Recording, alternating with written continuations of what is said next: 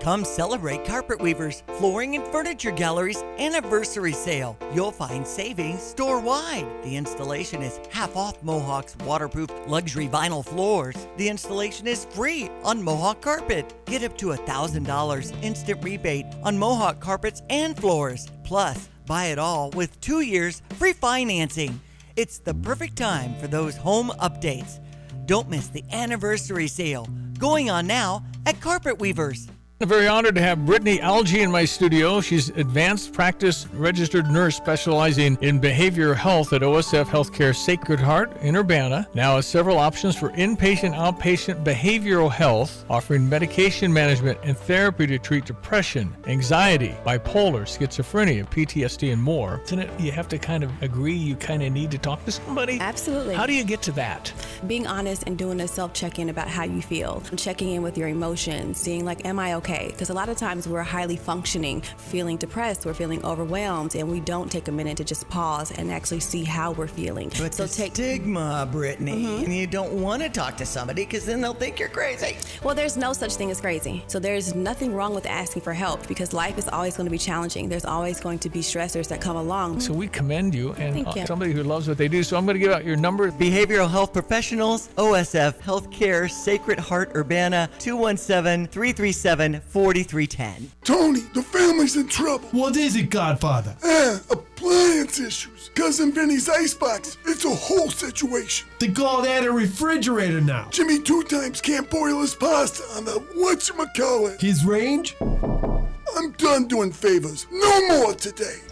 Hey, it's Paul Rican from Dick Van Dyke Appliance World. No favors. I'm just here to help. I'm listening. Cousin Vinny needs an icebox, or we'll call it a refrigerator. We have stainless steel French doors in stock for next day delivery starting at $15.99. And Jimmy 2 times has pasta issues. Gas or electric ranges for Jimmy's pasta starting at $5.99. What about protection? Our family is all about protection. We got you covered there as well. Most of our appliances come with a free 10-year protection plan. Welcome to the family, Paulie. Thanks. Spaghetti for dinner? Forget about it. Wow.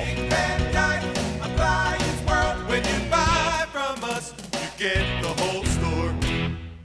You have money laying all around your house. You just don't know it. And no, I don't mean selling your great-grandma's good china. I mean all the old metal items you don't want to use or get rid of. Don't pay someone to haul it away. Bring it into Max Twin City Recycling and get paid to have it taken off your hands. They love new customers and are more than willing to walk you through their process step by step. Come check them out at 2808 North Lincoln Avenue in Urbana. Starting it over is what we do at Max Twin City Recycling. Former Illini Terrence Shannon Jr. of the Minnesota Timberwolves about Ben Quattrone from Sarah Champagne. What kind of friend has he been? Unbelievable. Ever since I came to this dealership, me and Ben had interactions. He's been a great person this whole time. It still is. I always would recommend him to anybody about a car or anything.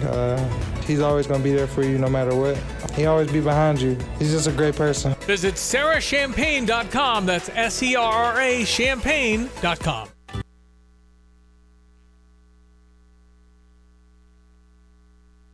The Drive with Curtis Allen and Evan Stone on ESPN 93.5. It's not looking great with under a minute to go. What do you got for us? Well, oh my gosh! That's what he's got for us. They called another foul and nobody touched him. What? Andre didn't touch him. What? And Wisconsin gets 2 more free throws with 2 seconds left on the shot clock. He didn't touch him. What? He didn't touch him. What? Big Ten basketball officials, nobody can find me. Now look at me when I'm talking to you. They're the worst professionals in any profession that has ever existed. What? These guys are horrible. Because I've done my research on you. Absolutely awful. What? How can you be this bad at a job at this level? I don't give a rat's ass if you're worth $1 billion. It is beyond my mind how you can be this awful. And that's all I got to say about that. Oh, hell yeah. Happy 316 day to you. The Champagne Rattlesnake is in the building, Mr. Evan Stone, who is ready to open up a can of Well, what do you got over there right now? Well, these are sunflower He was seeds. ready to open up a bag of sunflower seeds on some Big Ten officials after the Illini loss on Friday in the Big Ten tournament. I may have gone overboard. No, I think you went. I may have lost my temper just a little bit. It's okay. It happens. It's over. It's done with. Now you can give me a hell yeah, because the Illini have got the 3 seed in the South region, sir, and will be taking on Penn this Thursday night in the NCAA tournament. How you feeling about Selection Sunday yesterday and the draw the Illini got? I don't think the 3 seed was a surprise at all. But did it make you want to crack open a couple of Steve Weisers when you saw they got the 3 seed? Well, here's the thing. And we're going to spend all week on this bracket. Oh, my goodness. We're going to dissect. We're diving in. The whole thing. Uh-huh. But surface level, right away, I love the Illini's draw. Obviously, it would have been awesome to be in St. Louis. You look at Purdue's spot as the 2 seed in St. Louis, and you're thinking, oh, man, what a path that would have been. Mm-hmm. But as the 3 seed, I think you got the worst 14 seed. I think you got a North Carolina team that is super banged up without their best player. They might not even get past VCU. We'll find out about that one. The worst game you got is Houston in Houston, which will be tough. Mm-hmm. But then you got the most vulnerable 1 seed. So, I think the Illini got a great draw, a great path, and it all kicks off Thursday night. Get your coffee ready. Yeah, 8:25 tip-off for that one. And we'll dive. Central, 9:30 for the Illini out east. Uh-huh, true. Yeah, they'll be in Ric Flair country. Woo! Greenville, South Carolina. That is where the Illini will start in the South region. There are a couple of interesting things about the tournament that jumped out to me. Here's one for you. It's weird to me. How did Missouri as a 10 seed end up in St. Louis? How did that happen? Yeah, that's kind of wild. And Purdue is going to potentially have to play Missouri in St. Louis. Yeah. What are the odds of that? It's weird. 217-359-2255. That's the number for the Max Twin City Recycling text line. Joe in Springfield says, happy Stone Cold Day to us. And he sent us a gif of the rattlesnake chugging some beers. Hey, happy Stone Cold Day to you as well, Joe. Timo, where did Brad Underwood take the Illini after Friday's game? And it's a picture of Culver's. Is that true? Did they go to Culver's? Is that for sure? I highly doubt that. I don't know. I know there were some... it's because it says a taste of Wisconsin. Yeah, I get it. I get it. Yeah. I was just curious, That would be some cruel irony to have to go and get a butter burger from Culver's after that. Maybe he did it as a you want to. You know what? You know what we're gonna do? This is a lesson learned right here, guys. Okay, you're gonna toughen up. You're gonna eat a Wisconsin double butter burger or whatever they've got at Culver's. You know, it's next to the Arby's you go to all the time. Yeah, it is. Yeah, it is. It really is. Yeah, and only one of them's got people at it. Have we moved on from what happened in the Big Ten tournament? Because that stung. I've never seen so many angry texts in my life as what we got on Friday afternoon. Or do you have some concerns going into the NCAA tournament? Even though you're opening up against Penn, 20-point favorite, that's one you should take care of business. But I know some people are circling North Carolina in that second round, man. Well, okay, 2 things. Am I over what happened in the Big Ten tournament? Yes. Mm-hmm. I mean, it happened. We're beyond it. Now it's NCAA tournament time. I never want to take for granted holding a bracket and seeing the Illini as a top 4 seed, top 3 seed. We went long enough where it didn't happen that now that it is happening, the last thing I want to do is take it for granted. So I'm excited. I'm ready to go. I do have concerns based on what we've seen. They say guards win in March, which is true. And I want our guards. They need a fire in their britches. They need something to happen to get them moving and grooving to realize, hey, we're one game away from just going home, from this whole thing being over. So I have concerns. If I'm going to say this right now, I've been saying it all along. If Tommy and Z are hitting shots, this team's going to the Final Four. If they're not hitting shots, this team, I still think I guess I can't necessarily say the floor is Sweet 16, but I still think this is a Sweet 16 team, even if they play average. I saw a bracket making the rounds from Jay Billis. He's got the Illini in the Final Four. He's got them playing Michigan State in the Final Four, for what that's worth. I was excited. I saw Jay Billis has Illinois in the Final Four, and I was like, oh, let's go. And then he had Michigan State in the Final Four, and I was like, oh, he might not know what he's talking about. He's got your guy Izzo winning that one, too, and going to the national championship. Yeah, Jay's a little bit of a Izzo stan, I think. But he's been high on the Illini all year as well.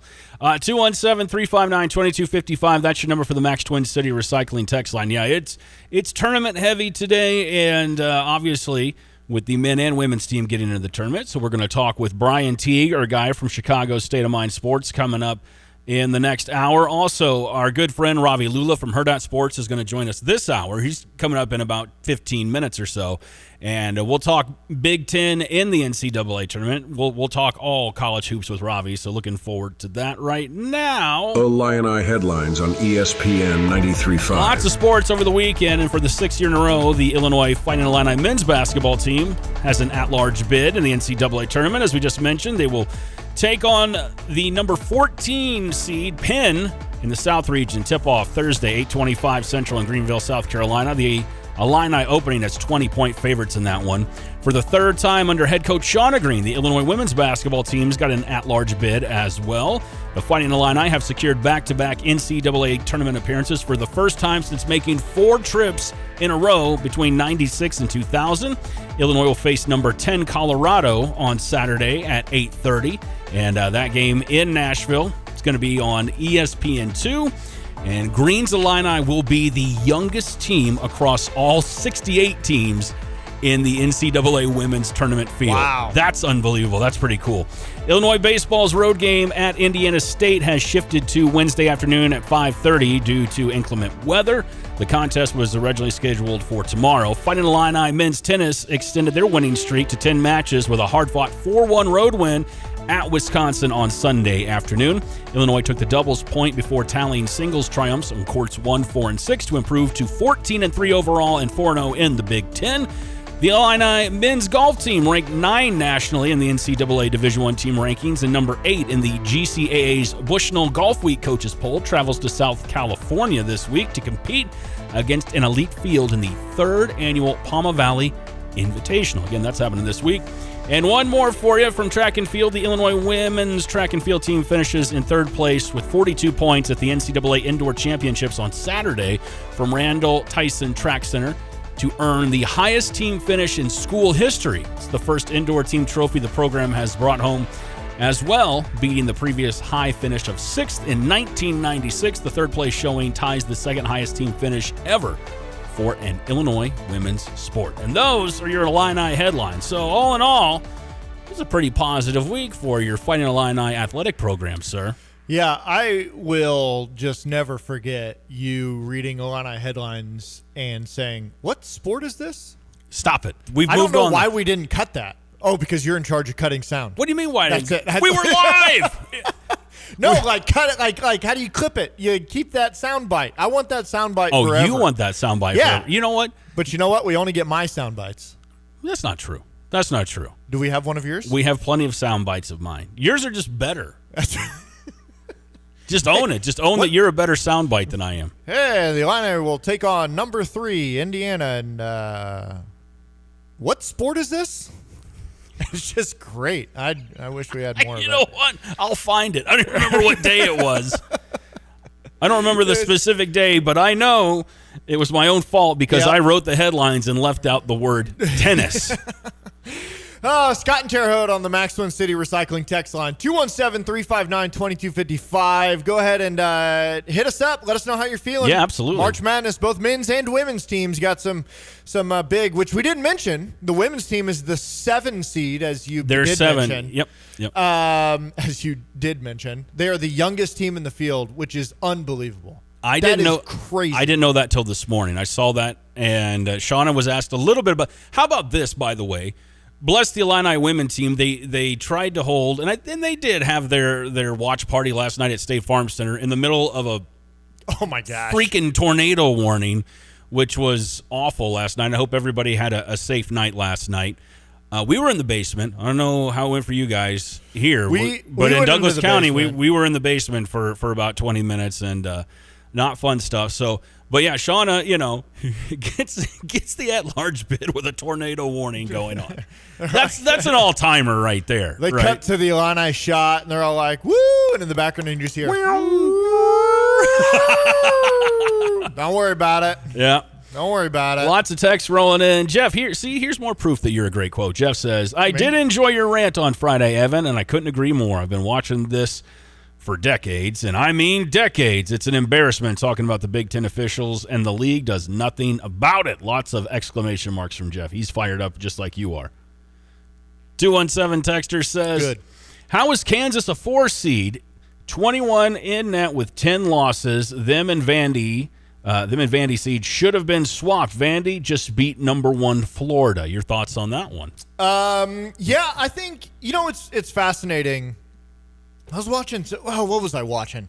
At this time of year, I watch so many different videos and clips, and I listen to so many things. I can't keep straight who said what, but I was listening to somebody talk about this, and they're like, honestly, we give the selection committee so much crap every year. Mm-hmm. Every year, we're like, what? How?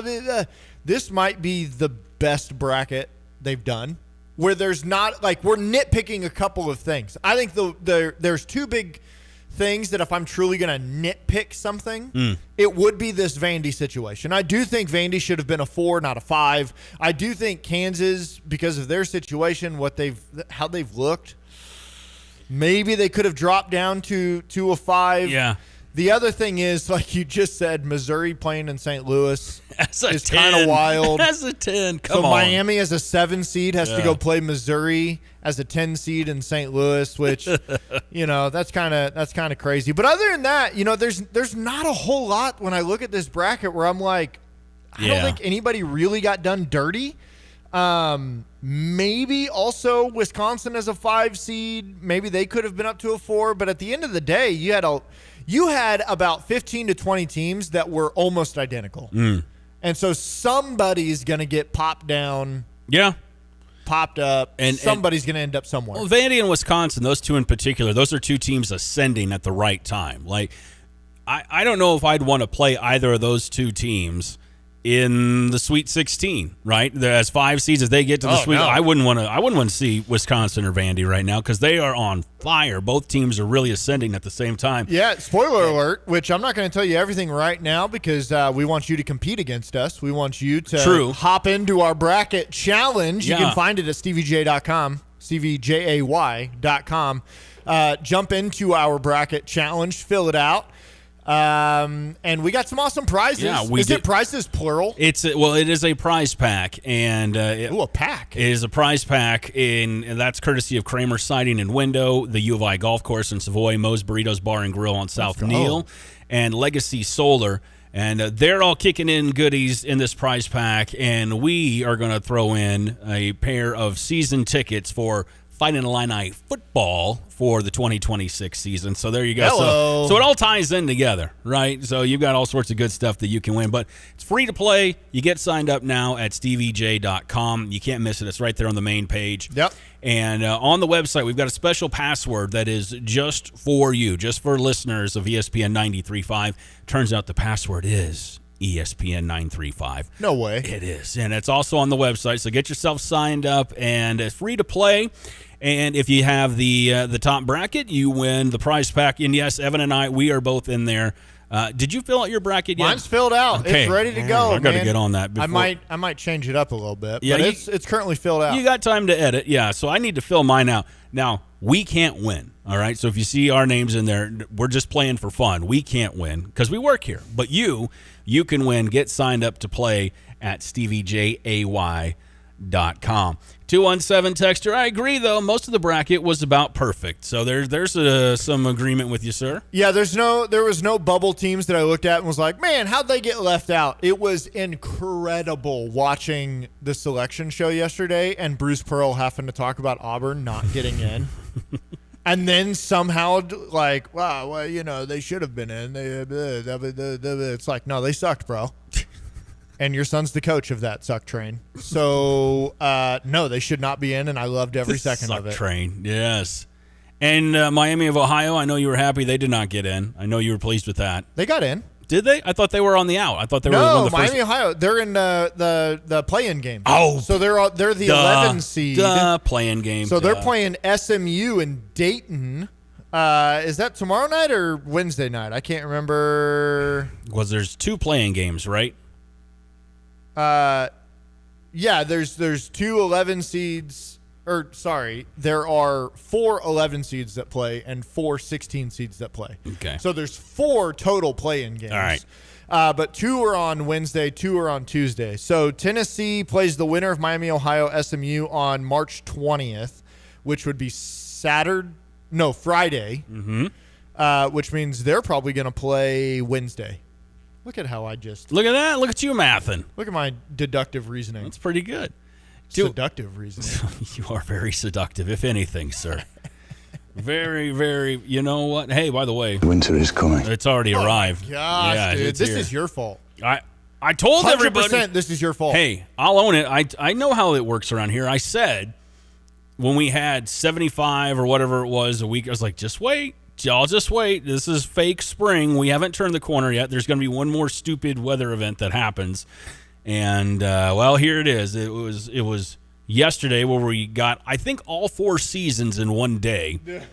And tornado warnings in the mix as well for a good portion of East Central Illinois. So, again, I really do sincerely hope everybody was safe and did okay last night. And always a little scary when you got to make the trip down to the basement or get to your safe space when those warnings are going off. But out of that, then all of a sudden they're talking about blizzard conditions, and not because of the amount of snow, just because of the wind blowing the snow.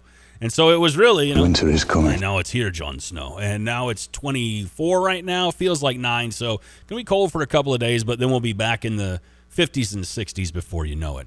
Ravi Lula from Hurrdat Sports on the way in just a moment to talk Big Ten tournament with us next on The Drive. It's time to test your college basketball knowledge with the Stevie J Broadcasting March Mayhem as we fill our brackets at StevieJ.com. Urbana Park District has gotten in on the fun with their summer camps and job opportunities posted online. Moe's Burritos Bar and Grill at 723 South Neal Street for terrific Mexican food at great prices. And Kramer Siding and Windows since 1955, providing superior exteriors. Go online and try to win season football tickets to see the Illini in action at Geese Memorial Stadium this fall with the U of I Golf Course in Savoy, ready to get new members and participants in the junior golf program. Plus, Legacy Solar with their spokesperson Butch Patrick or Eddie Munster, getting you some signed artwork with your energy estimate from Walter Pierce. Some premier teams will be playing along with our Illini, and we'll be checking out the sheet you submitted to see if you picked the top teams that could go all the way, and hoping you win the Fighting Illini football tickets so you and DeFrank can see all the home games this fall. Thanks for listening. And go Illini!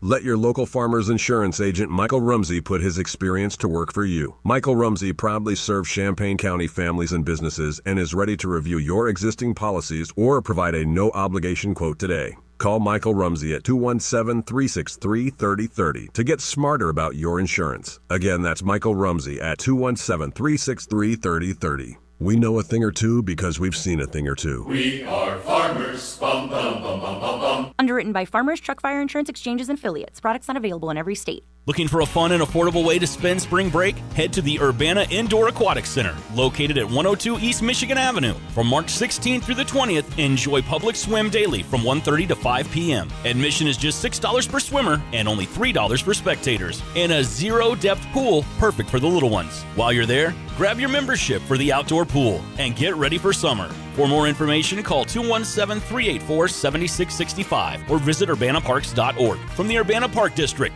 you belong here. Your spring cleaning can make a big difference, and not just in your own home. As you declutter this spring, please consider donating to the Habitat Restore, located at 1914 Glen Park Drive in Champaign. The Restore is happy to take your gently used furniture, tools, home decor, appliances, and more to help fund Habitat's mission to build affordable homes with local families in need of safe and decent housing. Drop off your items during business hours, or for qualifying donations, schedule a free pickup by calling 217 359-0507. The Restore is happy to take your gently used furniture to help fund Habitat's mission to build affordable homes with local families in need of safe and decent housing. Drop your items off during business hours or for qualifying donations, schedule a free pickup by calling 217-359-0507 or complete the form on our website at cuhabitat.org. The Drive with Curtis Allen and Evan Stone on ESPN 93.5. Go ahead and send in all your thoughts. This can be the cathartic line for you if That's you've got what's up. things. And I'm going to say you can text any words you want into the text line. Like, that's okay. Are you trying to get people to swear? No, I'm just saying somebody apologized for swearing, and I'm just like, if that's on your heart, your mind, maybe you just need to get it out, and nobody else wants to listen to you. Now, we're not going to read it on air, obviously, but you go ahead and send it in. I think that's a bunch of crap.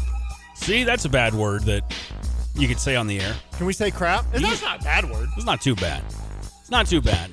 You can text in any sort of words you want, and we got some words texted in. We've already had a few words texted in that we're not going to read on the air, but I'm just saying. You know who can say anything they want on the air? No, they can't say anything they want Well, on not this air. I mean, not on this air, but on their air. On their air. On their rare air, they can say whatever they want. Our guy, Ravi Lula from Hurrdat Sports, he's on the Dick Van Dyke Appliance World phone line with us. Ravi, how's it going, man?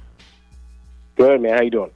Good to talk to you. It's been a minute since you and I have been on the show together, and appreciate you helping out with Evan last week while I was doing my civic duty, my jury duty, which was a big waste of time. But I digress from the point. Let's dive into it. Did they do it? They you know what? Can I ask that question? I can't. I don't know if I can guilty? talk. No. Well, I think what I can say is there was a plea deal reached, and then they sent me home. Okay. I'm pretty sure that's what happened. But I digress. Ravi, let's get into the NCAA tournament. What do you make of the bracket as it unfolded? Any surprises to you? Anything you like? Anything you don't like? Let's just jump right in. Yeah, I mean, there's some. I think there's some interesting stuff. I think this kind of became a cliche, but I think the 12 seeds are actually really good this year. High Point is really, really good. I think McNeese is good. There's some interesting stuff in the 12 seeds. I know that Illinois is a 3, Nebraska is a 4, so we're kind of in that range with looking at 13s and 14s on our end as well. But in terms of the overall bracket, I kind of look at Duke's region, and they're the number 1 overall seed, and I don't know that they got any favors from the committee. Yeah. St. John's is pretty good. That's a potential, Sweet 16 matchup for them. I'm not huge on Kansas, but from a talent standpoint, if they make it to that point against Duke, that's not exactly a favor. And then they've got UConn as the 2 seed, who's I think obviously the best 2, or the top number 2 seed, and they get matched up with the top number 1 seed. That's not. I don't think the committee did Duke any favors there. Plus they're dealing with some injuries. I think Duke is in kind of a weird spot. I don't love their region for them. And then for other 1 seeds, Michigan's got a super tough region as well. Iowa State's the 2 in that one. They're playing really well. Virginia obviously playing really well. They are the 3 in that region. I think is it Alabama is the. They're the 4.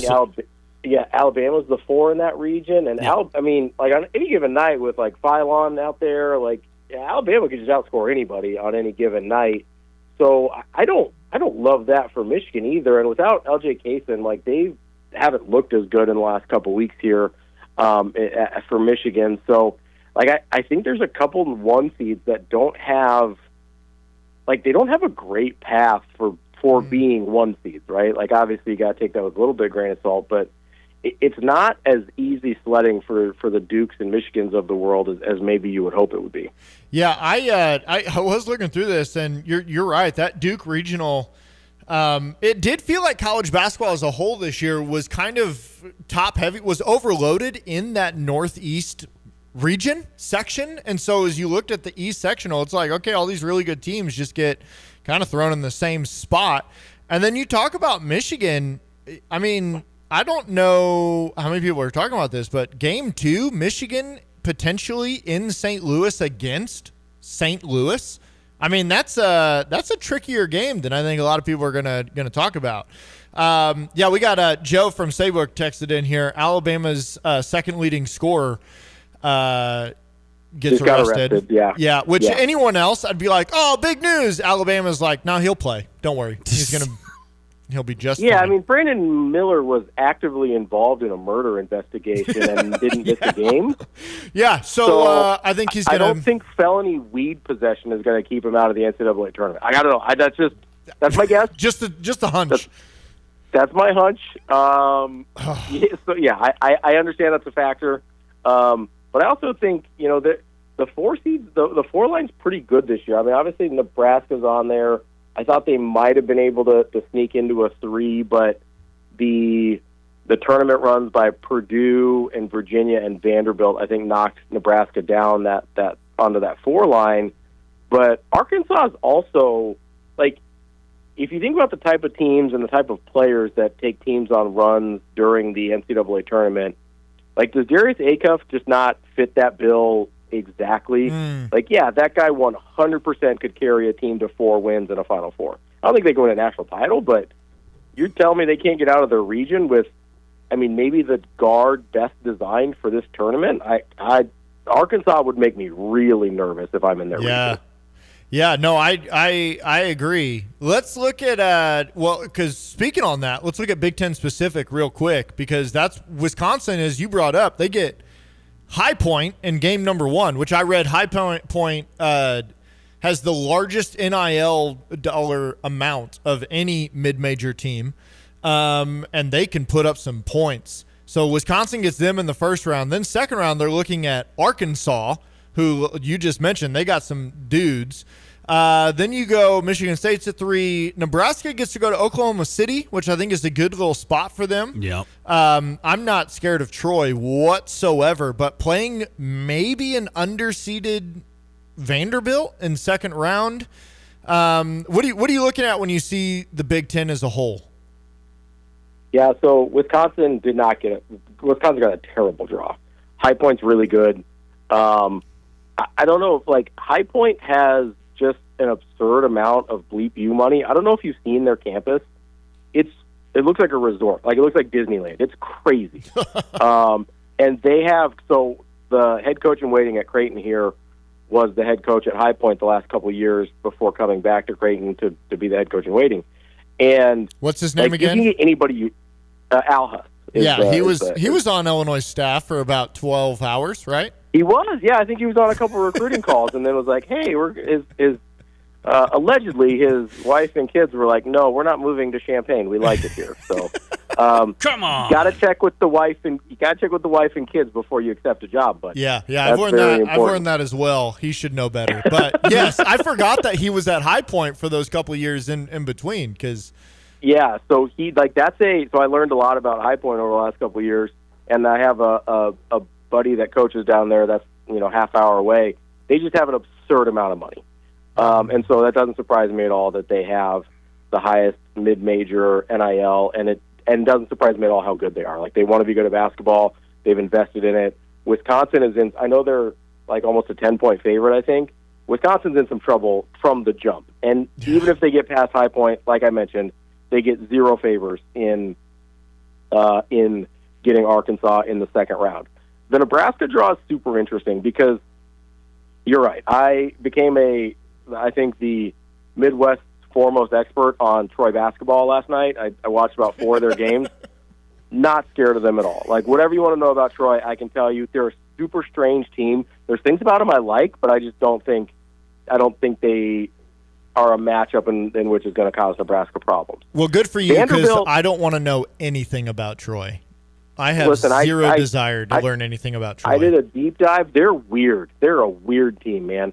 Then you get Vanderbilt potentially as a second-round matchup, and here's what I can't figure out, okay, is the strength of schedule for the SEC was so daunting, right, that we almost got this crappy Auburn team and I am using my PG language because I'm on terrestrial radio right now. Thank you. This crappy Auburn team almost carries their 500 behinds into a tournament. You get Texas A&M, who's not good. Texas, who's not good. Missouri, who's not good. Georgia, who's not good.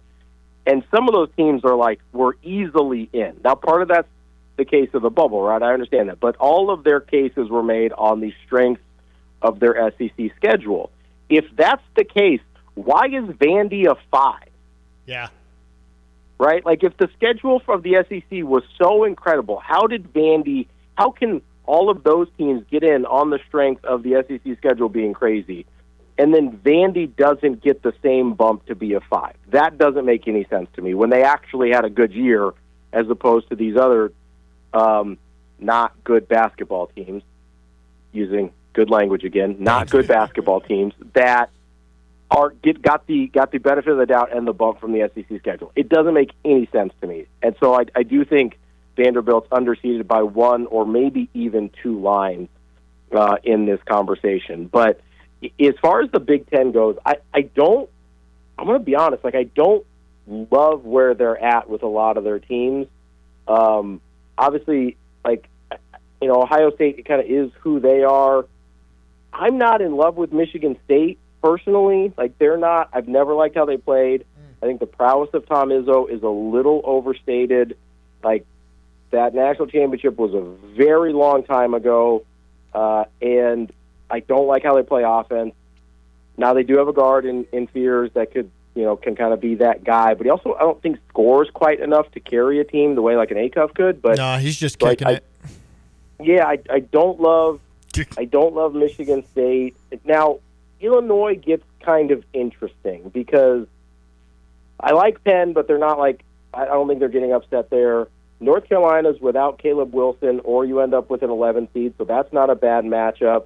And then you end up with Houston in a potential, Sweet 16 matchup, right? Yep, in Houston. So that is rough. But if you can get past Houston, I don't think Florida's a terrible matchup. Like, I actually think Illinois is one of the teams that matches up okay with Florida. So I look at that and I go, okay, if Illinois can navigate Houston in Houston, which is a huge bummer for you guys, my condolences. Yeah. But if you can navigate Houston in Houston, I actually think the path to a Final Four national championship game is pretty clear. And you're going to have to beat somebody good at some point anyway. Yep. Unfortunately, yours is basically a true road game. But like, there's an opportunity there, and I don't hate the path for Illinois. I think Florida's a terrible matchup for Nebraska, so I think that kind of blocks their path, even if they already get past Vanderbilt, who's underseeded and probably better than a 5. But honestly, and I'm not just saying that because I'm talking to Champaign right now, I think the only team whose path that I really like out of the Big Ten is Illinois. ESPN Radio 93.5, it is The Drive. I'm Curtis, that's Evan. Our guy Ravi Lula from Hurrdat Sports on the Dick Van Dyke Appliance World phone line with us, talking NCAA tournament. That would be rather interesting, Ravi, if Illinois and Florida do match up, because there was a closed-door scrimmage that happened way back in, was that early September, Evan? Something like that. That was apparently the most knockdown, drag-out, closed-door scrimmage of all time between Illinois and Florida. So to see that actually play out on a big stage would be interesting. I want to ask you about one little section in the East before we move on, and it affects a couple of Big Ten teams. I look at Louisville's draw at 6 against South Florida, Michigan State's against North Dakota State, and UCLA getting UCF. I think those are all 3 games where an underdog can win, including North Dakota State against Michigan State. I could see that. I know how Michigan State is playing right now. North Dakota State plays really, really good defense, and in the sample that I have seen out of them, it really impressed me. Do you see any major upsets in the first or second round? Yeah, I mean, it wouldn't surprise me in that section at all if South Florida beat Louisville. I don't know what the health of Mikel Brown is for Louisville, their best player, their freshman guard. He's been a little bit iffy. So, if he's not full go, I imagine he's going to try to, but if he's not full go for Louisville, obviously that's a huge red flag and an opportunity for South Florida. Wouldn't shock me if UCF beats UCLA. That's more about UCLA. Like, they sometimes just aren't good. Like, I don't know what to, like. Well, and that game's in Philly. That's just a very Jekyll and Hyde UCLA team. I think they're a bad matchup for certain teams, but in general, they're not a team that I trust at all. So it wouldn't shock me if they lost there. And Curtis, I agree with you. I like North Dakota State quite a bit. I think athletically, Michigan State's going to overwhelm them. I don't like that matchup. Yeah. For Michigan, for North Dakota State. Like, there were other teams.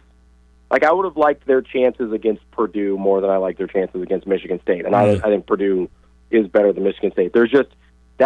I've seen this type of matchup with the teams from the Summit League before, and it just is a really, really tough draw for them athletically to hang in with a Michigan State team that is probably their best attribute, is they're just kind of freaky athletic. So that one I probably don't see. But like I said, like the 12s are good, man. Like, outside of Northern Iowa, because I think St. John's is, again, that's another good example of kind of what I'm talking about with Michigan State and North Dakota State. I think St. John's athletically is going to overwhelm Northern Iowa. But you look at the rest of the 12s, McNeese, I think, can absolutely hang with Vanderbilt. I think that High Point can absolutely hang with Wisconsin.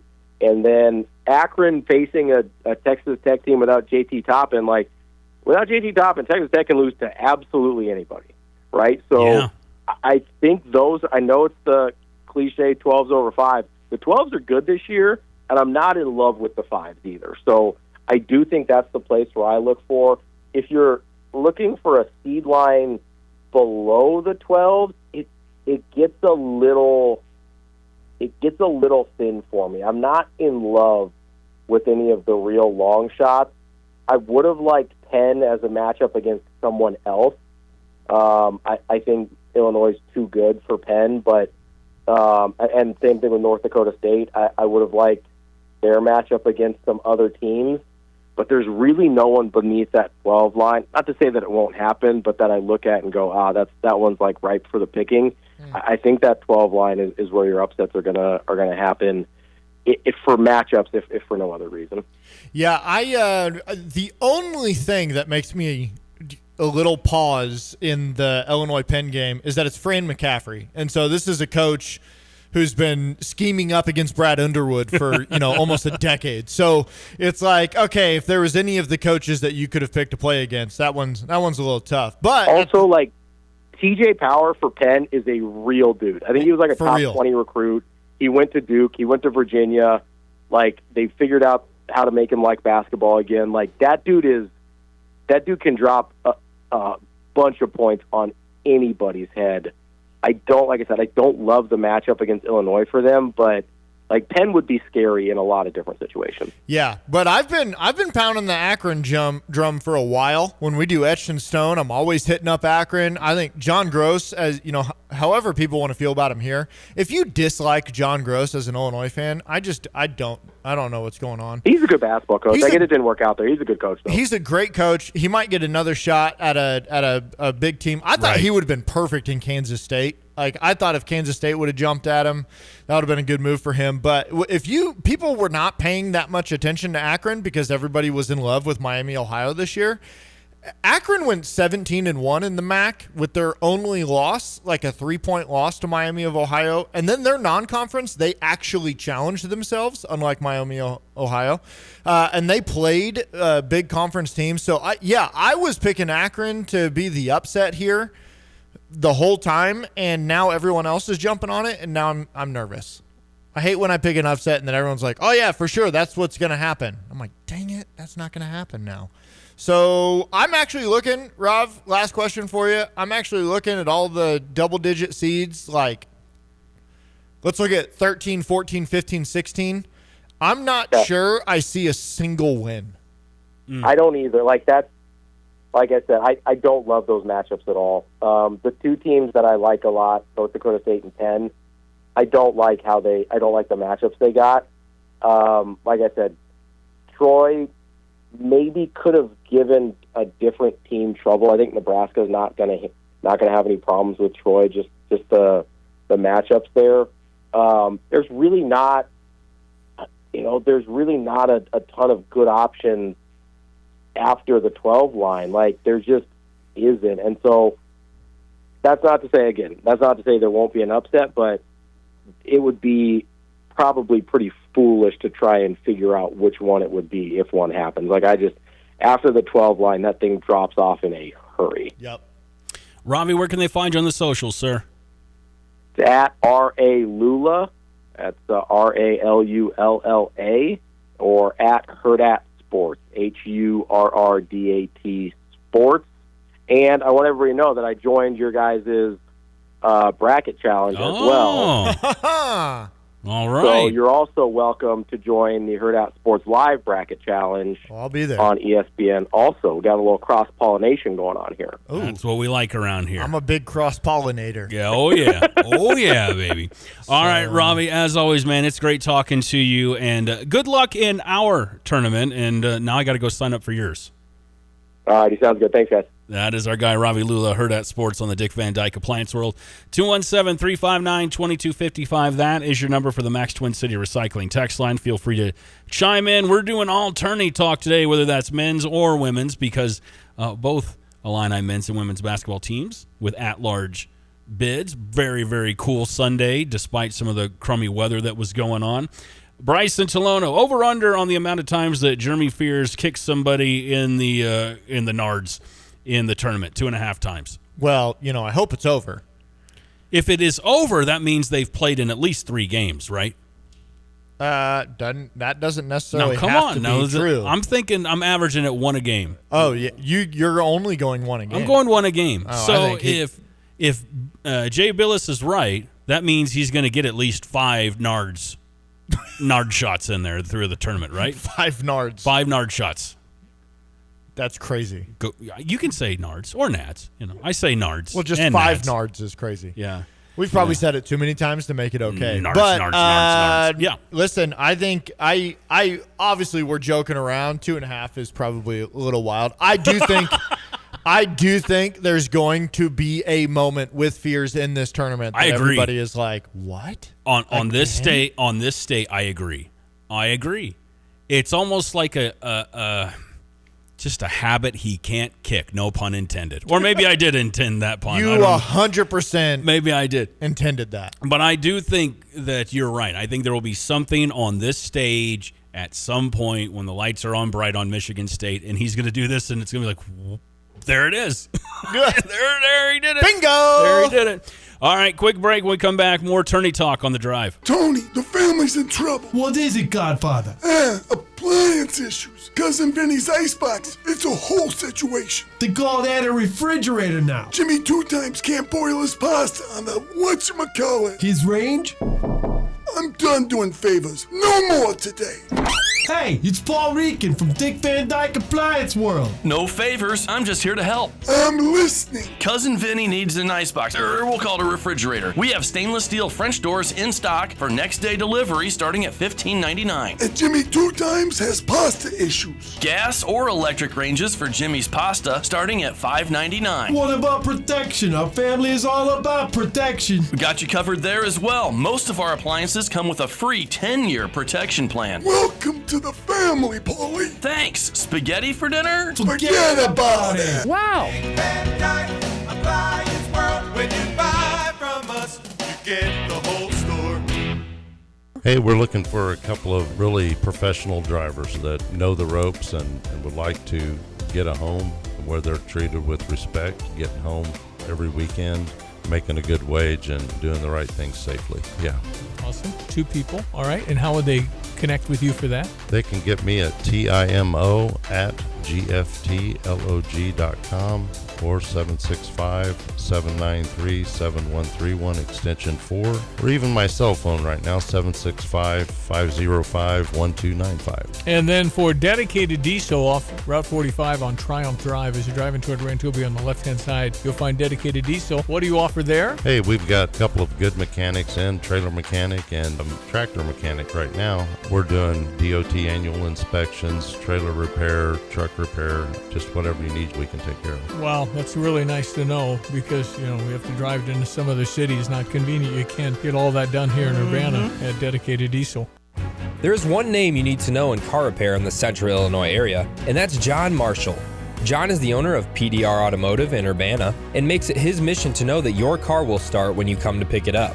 John strives for a repair in the most efficient time possible and is the right person to take care of your car. From tires to engine to electrical to the simple oil change. Trust in John at PDR. 1008 North Cunningham in Urbana. John's team will take care of you like family.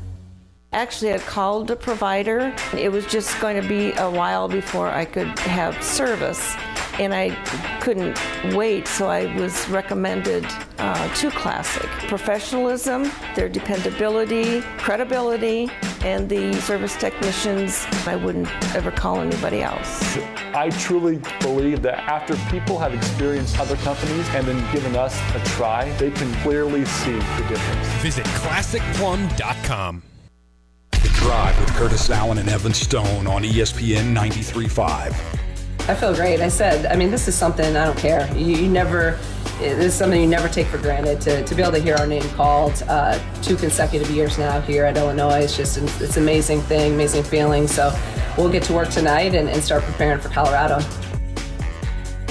ESPN Radio 93.5, it is The Drive. I'm Curtis Allen. That is Evan Stone.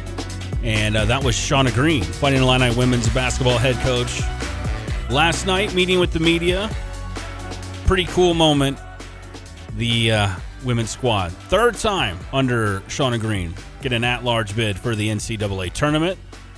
Back-to-back tournament appearances for the first time since 1996 to 2000, where they had 4 consecutive appearances, sir. Whew. Yeah, Shauna's got it rolling over there. And like we said at the top of the hour, youngest team in the tournament.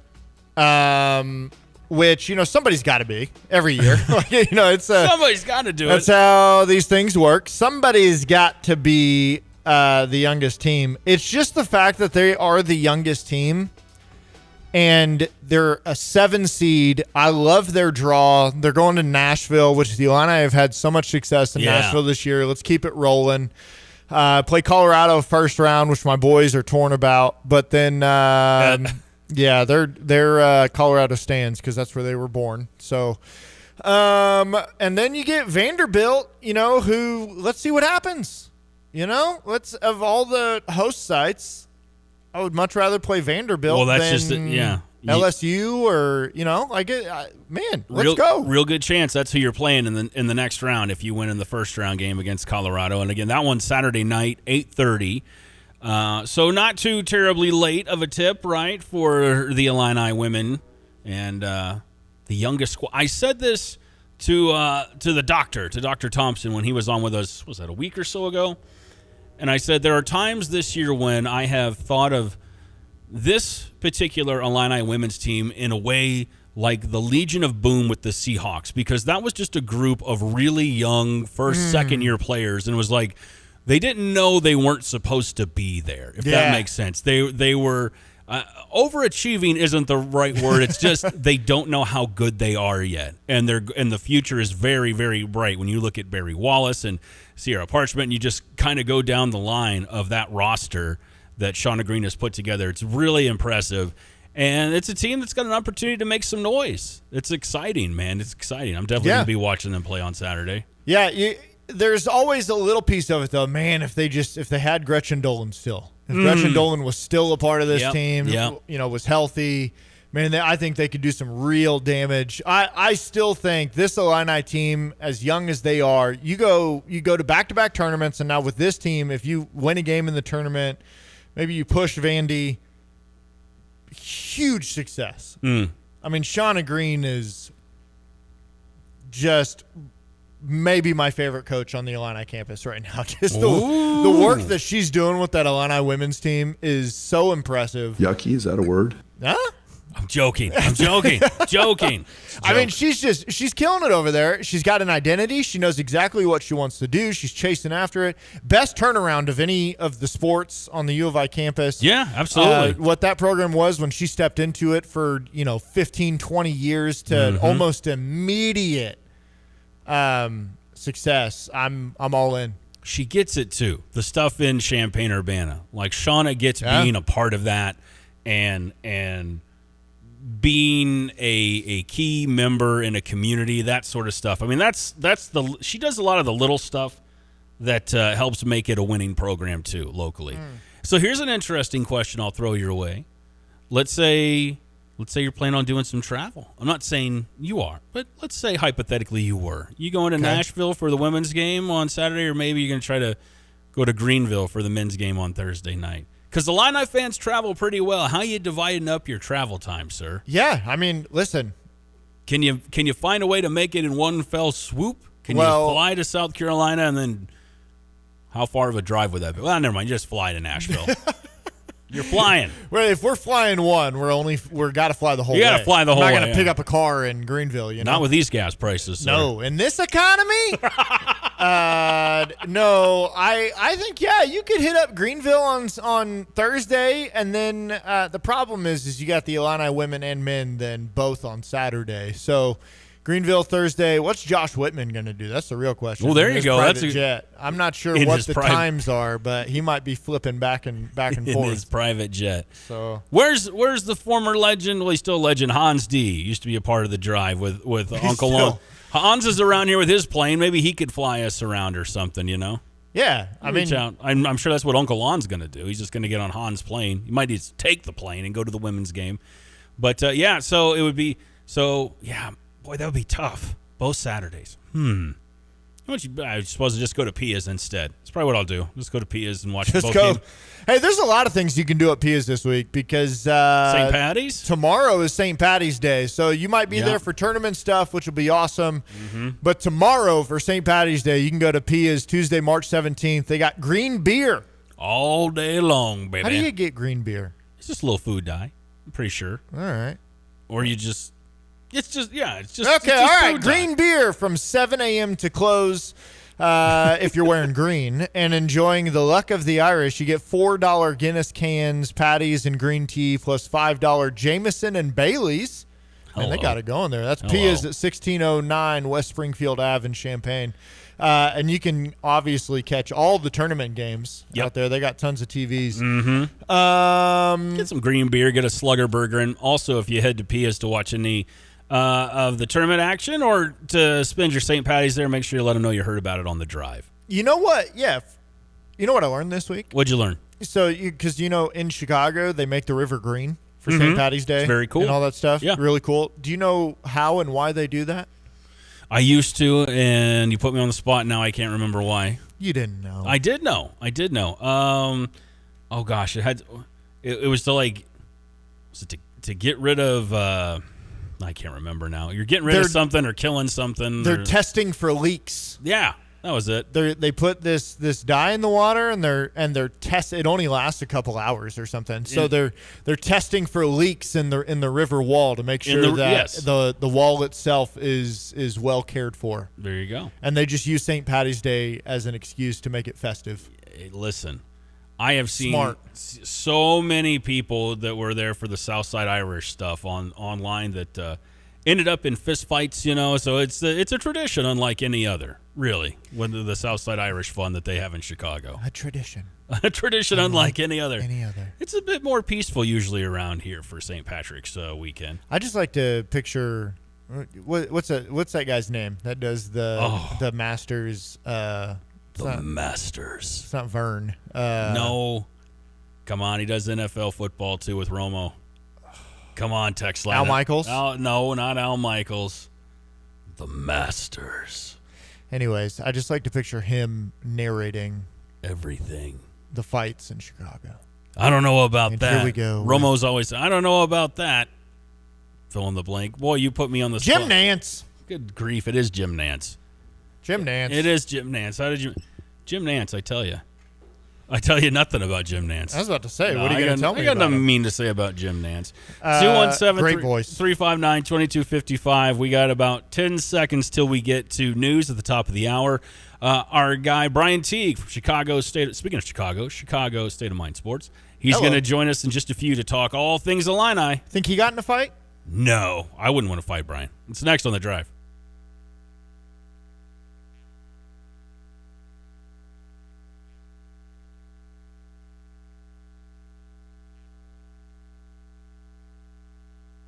It's time to test your college basketball knowledge with a Stevie J Broadcasting March Mayhem as we fill our brackets at StevieJ.com. Urbana Park District has gotten in on the fun with their summer camps and job opportunities posted online. Moe's Burritos Bar and Grill at 723 South Neal Street for terrific Mexican food at great prices. And Kramer Siding and Windows since 1955, providing superior exteriors. Go online and try to win season football tickets to see the Illini in action at Geese Memorial Stadium this fall with the U of I Golf Course in Savoy, ready to get new members and participants in the junior golf program. Plus, Legacy Solar with their spokesperson Butch Patrick or Eddie Munster, getting you some signed artwork with your energy estimate from Walter Pierce. Some premier teams will be playing along with our Illini, and we'll be checking out the sheet you submitted to see if you picked the top teams that could go all the way, and hoping you win the Fighting Illini football tickets so you and DeFrank can see all the home games this fall. Thanks for listening. And go Illini! Your spring cleaning can make a big difference, and not just in your own home. As you declutter this spring, please consider donating to the Habitat Restore, located at 1914 Glen Park Drive in Champaign. The Restore is happy to take your gently used furniture, tools, home decor, appliances, and more to help fund Habitat's mission to build affordable homes with local families in need of safe and decent housing. Drop off your items during business hours, or for qualifying donations, schedule a free pickup by calling 217-359-0507. The Restore is happy to take your gently used furniture to help fund Habitat's mission to build affordable homes with local families in need of safe and decent housing. Drop your items off during business hours, or for qualifying donations, schedule a free pickup by calling 217-359-0507 or complete the form on our website at cuhabitat.org.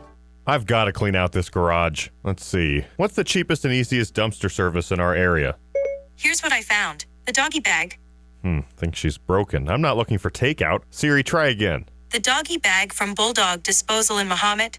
Doggy bag? What's that? If you got junk that needs to go, but you don't want the hassle of having an enormous dumpster delivered, grab a doggy bag, keep it as long as you need. They'll come take it away. For more information, just visit bulldoggybag.com. That's bulldoggybag.com. Jackson Hewitt knows taxes are complicated, and with multiple jobs and tax forms, they're like Sonata complicated.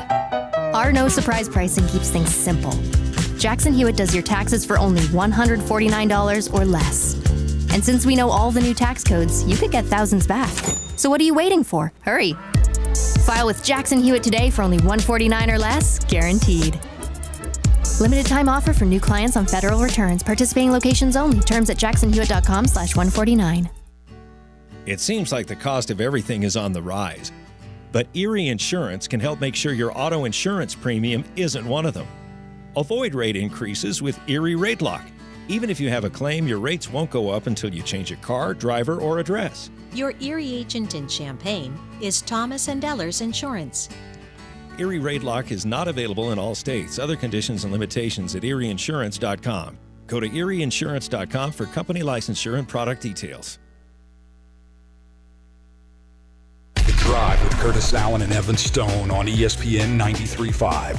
Well, it's the best day of the year as a basketball coach. There's nothing better than Selection Sunday, and hearing your name called, it just, I guess I'm old school. You get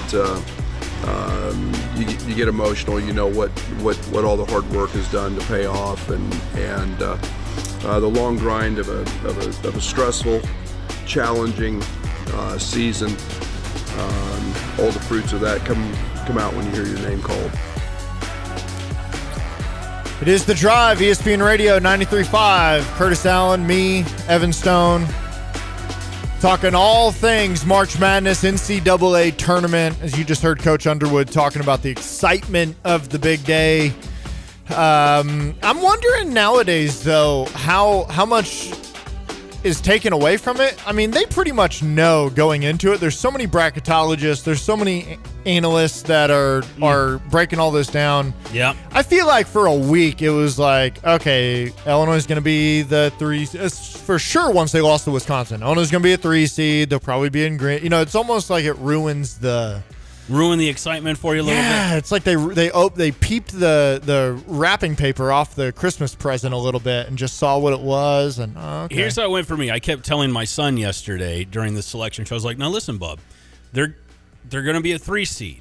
Okay, all right. So anytime a 3 seed was mentioned, of course, Illinois was the last 3 seed to get mentioned. So anytime they're not in the tournament, Daddy, it's over. They're out. They're out. We knew that wasn't true. Somebody else that had a pretty good feeling about where they might end up in the tournament is on the Dick Van Dyke Appliance World phone line with us right now. Our guy, Brian Teague. How are you, sir? I'm doing well. How about you guys? Not too bad. It was a pretty pleasant day as far as sports go yesterday around here. Weather-wise, not so much. The Big Ten tournament on Friday, there was a lot of angry, sad, dejected Illini fans, but I feel like we've moved past some of that. But I do want to ask you this, Brian, right away. Are there things that you saw in that game with Wisconsin that concerns you about carrying over into the NCAA tournament, or is it just wash your hands of it and move on? Well, I mean, you guys remember when I was on the show last, I talked about the guard and the penetration in the lane, and we saw that the whole time with Blackwell and Nick Boyd. And honestly, going into the tournament, what do we always say about March Madness? It's the tournament of the guards, right? And so I am concerned about Illinois' ability to defend these guards.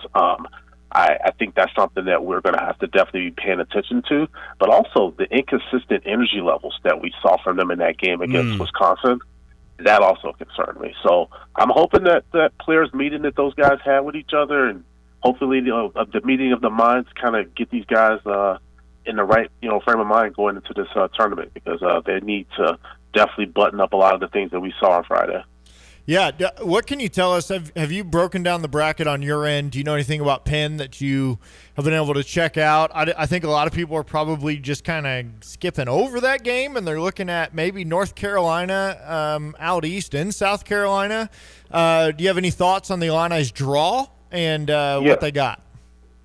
Yeah, actually, after we pulled Penn, I actually watched the game that they had to get into the actual tournament, and TJ Power, that 44-point game, I was pretty impressive. And one of the biggest things that I saw from that matchup that I really hope that we do a better job of when we play Penn is defending that three-point line, because that's been an area for this team. And I think that if Illinois can effectively get TJ Power to take maybe more of those tough twos that they like to initiate, I think they'll be in a good spot. But the one thing about Penn that I really saw was they're not shy about throwing up those three-pointers. And in March, if a team gets hot, you can probably, kiss yourself goodbye. So I think that Illinois really has to really be careful with this Penn team, because a lot of people are already kind of writing Penn off in this matchup. But when I look at this team, I'm like, okay, on paper, sure, Illinois has superior talent. They have the size advantage. But Illinois is also limping into the tournament right now. And Penn is coming into the tournament playing some of their best basketball. Yeah. ESPN Radio 93.5, it is The Drive. I'm Curtis, that's Evan. Our guy Brian Teague from Chicago State of Mind Sports on the Dick Van Dyke Appliance World phone line with us. Brian, what is we're talking about Illinois limping into the tournament, and rightfully so. It has not been a fun month and change, night in and night out for basketball necessarily, but what is the one thing that they have to get right? Is it perimeter defense? Is it getting Tommy going some way, somehow? What is paramount to you? Yeah, I think the first thing, I love that you brought up Tommy, because I think that if you look at last year's tournament, Tommy and Boswell were probably two of the better players on the team last year. They have to get Tommy going. And that game against Wisconsin, I was really confused about, they drew up a play for Tommy. He got the ball in the low post, went up, scored very easily. Mm-hmm. They did not go back to that play. And so for me, I'm like, against Penn, they're going to have that size advantage, whether it's Tommy, whether it's Merck. They're going to have to really play bully ball down there in the post. And I really hope that that's one of the things that we see from them. And then to your point you made about tightening up perimeter defense, I do think that that's another one. But also the nastiness, where did that go? Yeah. So I want to see that come back again. I mean, we saw Boswell kind of, get chippy with Boyd there a little bit, but then that kind of went out the window. I mean, he was kind of fired up in that moment, but we just need to get that defensive nastiness back. Like, what happened to our everyday guys that everyone talks about? Yeah, I think this is a game, John and Camargo's music to his ears, that I do think you have the size advantage in a game against a team like Penn and maybe even a team like VCU, if that's who they end up playing in the second round, that, you just get that ball inside. Just pound it because, like we've said, if Tommy is up against another, big that can match him size for size, I don't necessarily want him in the post. But if he's got a sizable size advantage over someone, if someone who's 6'8" is guarding him, 6'7", he gets switched on to him. I want him kind of attacking the rim a little bit. But as you said, best time of the year. As you look at the bracket, we just asked Ravi, who was our previous guest, same thing. Is there anything bracket as a whole that stood out to you that you were maybe upset about, or you thought, man, they actually did a really good job this year, this is a perfect bracket? Well, I would just speak on the Illinois aspect of things. I thought Illinois lucked out. I was really, from how badly they played against Wisconsin and getting fallen off of that 2 line, I honestly think that Illinois has a favorable draw. And if they play their cards right, I think that Illinois has a pretty good pathway to get to the Sweet 16. And I think that that's something that Brad Underwood badly needs this team to get to that second weekend. Yeah. I think that was the thing that was kind of the one that stood out to me the most. So, now this is just a question as a viewer. The Illini get the one of the late games on Thursday night. How do you feel about that as a viewer? Would you rather be one of the first games that gets played in the first round, or would you rather be a late night game, enjoy the whole day, and then get to your game that night? I think for the standpoint of a viewer, with the way Illinois has played in some of those earlier games, I think it might be better for them to play it a little bit later. Yeah. But I think for the fans, I feel bad for a lot of the fans that are going to have to sit all day with the angst, waiting around all day to see what happens on Thursday. Yeah, the only thing that's worse is if you play. I always watch that very first game, and the team that loses, I'm like, wow, their fans got all excited for the tournament, and hour and a half in, they're out. Wow, that sucks. So that's crazy. All right, let me get the biggest. We've buried the lead just a little bit. Biggest news of the day. There's now a quarterback controversy in Kansas City as the Jets trade Justin Fields to the Chiefs. I actually love this move for both the Chiefs and the Jets. Get a 6th-round pick back for it, but I really love it for the Chiefs and for Justin Fields. What do you take from Justin Fields being able to go hang out with Andy Reid for a year? I think this move saves Justin Fields' career. I think that before this happened, I was wondering if he was even going to have another spot in the league somewhere. You got to think about it. He's bounced around quite a bit, and you know how the NFL is, not for long, right? And so I think Andy Reid, if he can't fix what ails Justin Fields, then I don't think no one can. But I think this is a really good opportunity for Justin in his career.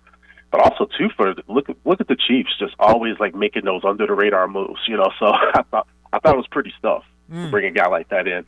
Yeah. And, you can steal a couple games, from him, and it's almost like a trial run for Justin to maybe get his market back up again. So yeah, I think it's a win-win for both sides. I was about to say win-win for the Chiefs for sure, because you get a veteran quarterback that comes in that can make plays with his feet, that can help cover up from Mahomes missing some games, and then if he does go off, you got some good trade capital there sitting in the room.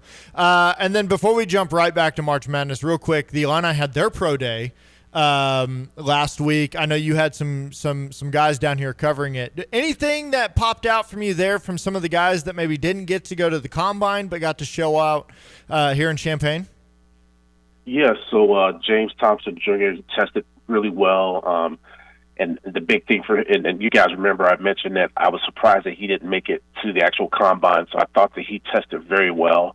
Josh Geske, I thought from just everything that I heard from my guys over there, numbers-wise, his interviews, and just even like some of the scouts and kind of like their thought process of him, he did really well. Miles Scott, we actually posted it on our account. He had almost a 38-inch vertical leap. I thought I watched the video like a couple times. I was like, Jesus, is he going to ever come down from there? Because he got a... Just floating. Hey, come back, Miles. Miles, come down. Come back to earth. That was good, Brian. That was good. ESPN Radio 93.5, it is The Drive. I'm Curtis, that's Evan. Brian Teague from Chicago State of Mind Sports on the Dick Van Dyke Appliance World phone line with us. Brian, let's switch gears and look at the women's team who got an at-large bid as well and got that news, as expected, last night, but be it during a tornado warning here in town, so that wasn't probably ideal for Shauna Green's squad, but they go into the tournament and they are the youngest team in the field of 68. What do you make of the draw that the Illini women received and their postseason aspirations? Yeah, I mean, again, you guys know how I feel about Shauna Green and her turnaround for this program. I mean, just phenomenal job that she did. I mean, you guys knew what this program was back in 21 before she came into Champaign, and I mean, it's incredible. Like when you just look at some of those teams that were playing during those times, and then just look at the talent that's on the team today, and just like how the future just seems so bright in Champaign. And you would have thought that this program would have gotten to this point based on where they were. And so just from that, she's done a phenomenal job. Now, as far as this draw is concerned, Colorado's a team that definitely scares me just a little bit. They're a team that they do a lot of the things that Illinois does well, right? They're a really good rebounding team. And Illinois, that's one of their biggest advantages. Shauna always preaches to her players about the importance of winning the rebound battle. Well, that's what Colorado does. But one of the things with Colorado that I think that Illinois can exploit is they turn the ball over a lot. They actually turned the ball over in one game, I saw like 33 times. And so I think with Illinois, if they can use some of that high-pressure defense and a lot of those switching that they do on defense, I think they can probably get Colorado to kind of make some more of those errors and whatnot. But Colorado is a sneaky team, and that's one that I think people aren't really talking about enough as well. And they will defend you. If you look at their games in the Big 12 tournament, they held some very high-scoring offenses, like well below their scoring averages. So this is one that's really, really interesting to me. But then if they do beat Colorado, Vanderbilt's waiting for them. So it kind of reminds me a little bit of the when Illinois at the very beginning of the year went out west and they went out and played Oregon State. And it looked like, we talked so much about Shauna's got the youngest team. That was a game where it looked like they had the youngest team. They had a ton of turnovers. They couldn't hit shots. Oregon State was defending them really well. Turns out Oregon State's not a very good basketball team. And I'm hoping that experience there, this moment right here, is why you play those games with your young team. That now that they've had that experience, they can go down to Nashville, and if a team wants to press them, a team wants to get in their face, hey, been there, done that, we're ready to roll. Well, here's something to me when I look at the numbers for the Illini women's team against Colorado. Illinois averages, I think, 10 more points a game than Colorado. So I can imagine this is a Colorado team that would want a slower tempo versus this young Illini team that I know we talk about flying Illini around here a lot, but this is a young team that does fly around a lot that Shauna Green's put together. So what do you make of that, Brian? Maybe Colorado slowing the tempo down, trying to grind out a win against Illinois in the women's tournament. Yeah, I think you hit the nail on the head. I think they're going to definitely look to keep Illinois out of transition.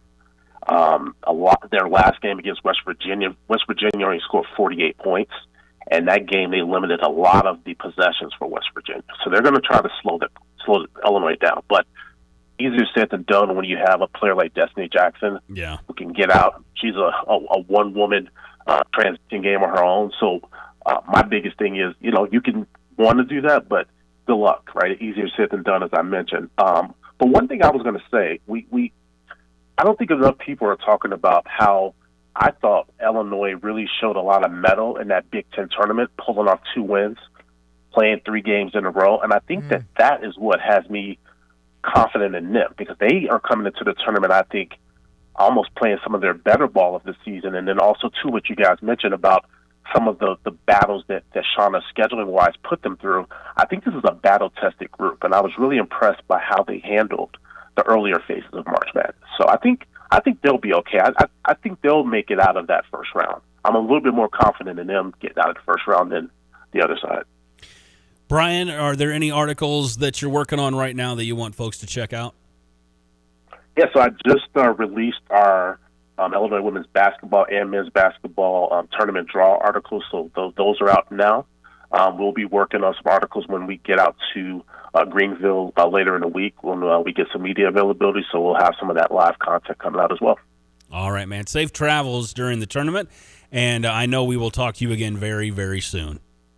You sure will, man. Thanks again, guys. You got it. That's our guy, Brian Teague, from Chicago State of Mind Sports on the Dick Van Dyke Appliance World phone line. We were talking about Shauna Green, and that's where I got the names crossed up. It's fine. You know what? Sometimes in life, stuff gets crossed up. It gets a little mixed up. You know, it can happen. Does it ever happen to you? It's happening to you right now, it looks like. My head hurts. Was it just too much information? No, I hit my head this weekend, and it hurts. I hit it, I was emptying the dishwasher. Oh, no. About knocked myself out. So that's where I'm at right now. You okay, though? We'll see. You know what else can give you a headache? What's that? Planning your taxes. That can give you a huge, huge headache. Fortunately, Busey can help you with that. Taxes can be taxing, so rethink tax time with Busey. Their associates are here to help with expert advice and innovative products and services. Tax day is quickly approaching. The deadline to file is Tuesday, April 15th, so avoid costly penalties and keep money in your pocket. Contribute to retirement accounts by April 15th. Organize your records. While this may not save you cash, it will save you time and unnecessary stress.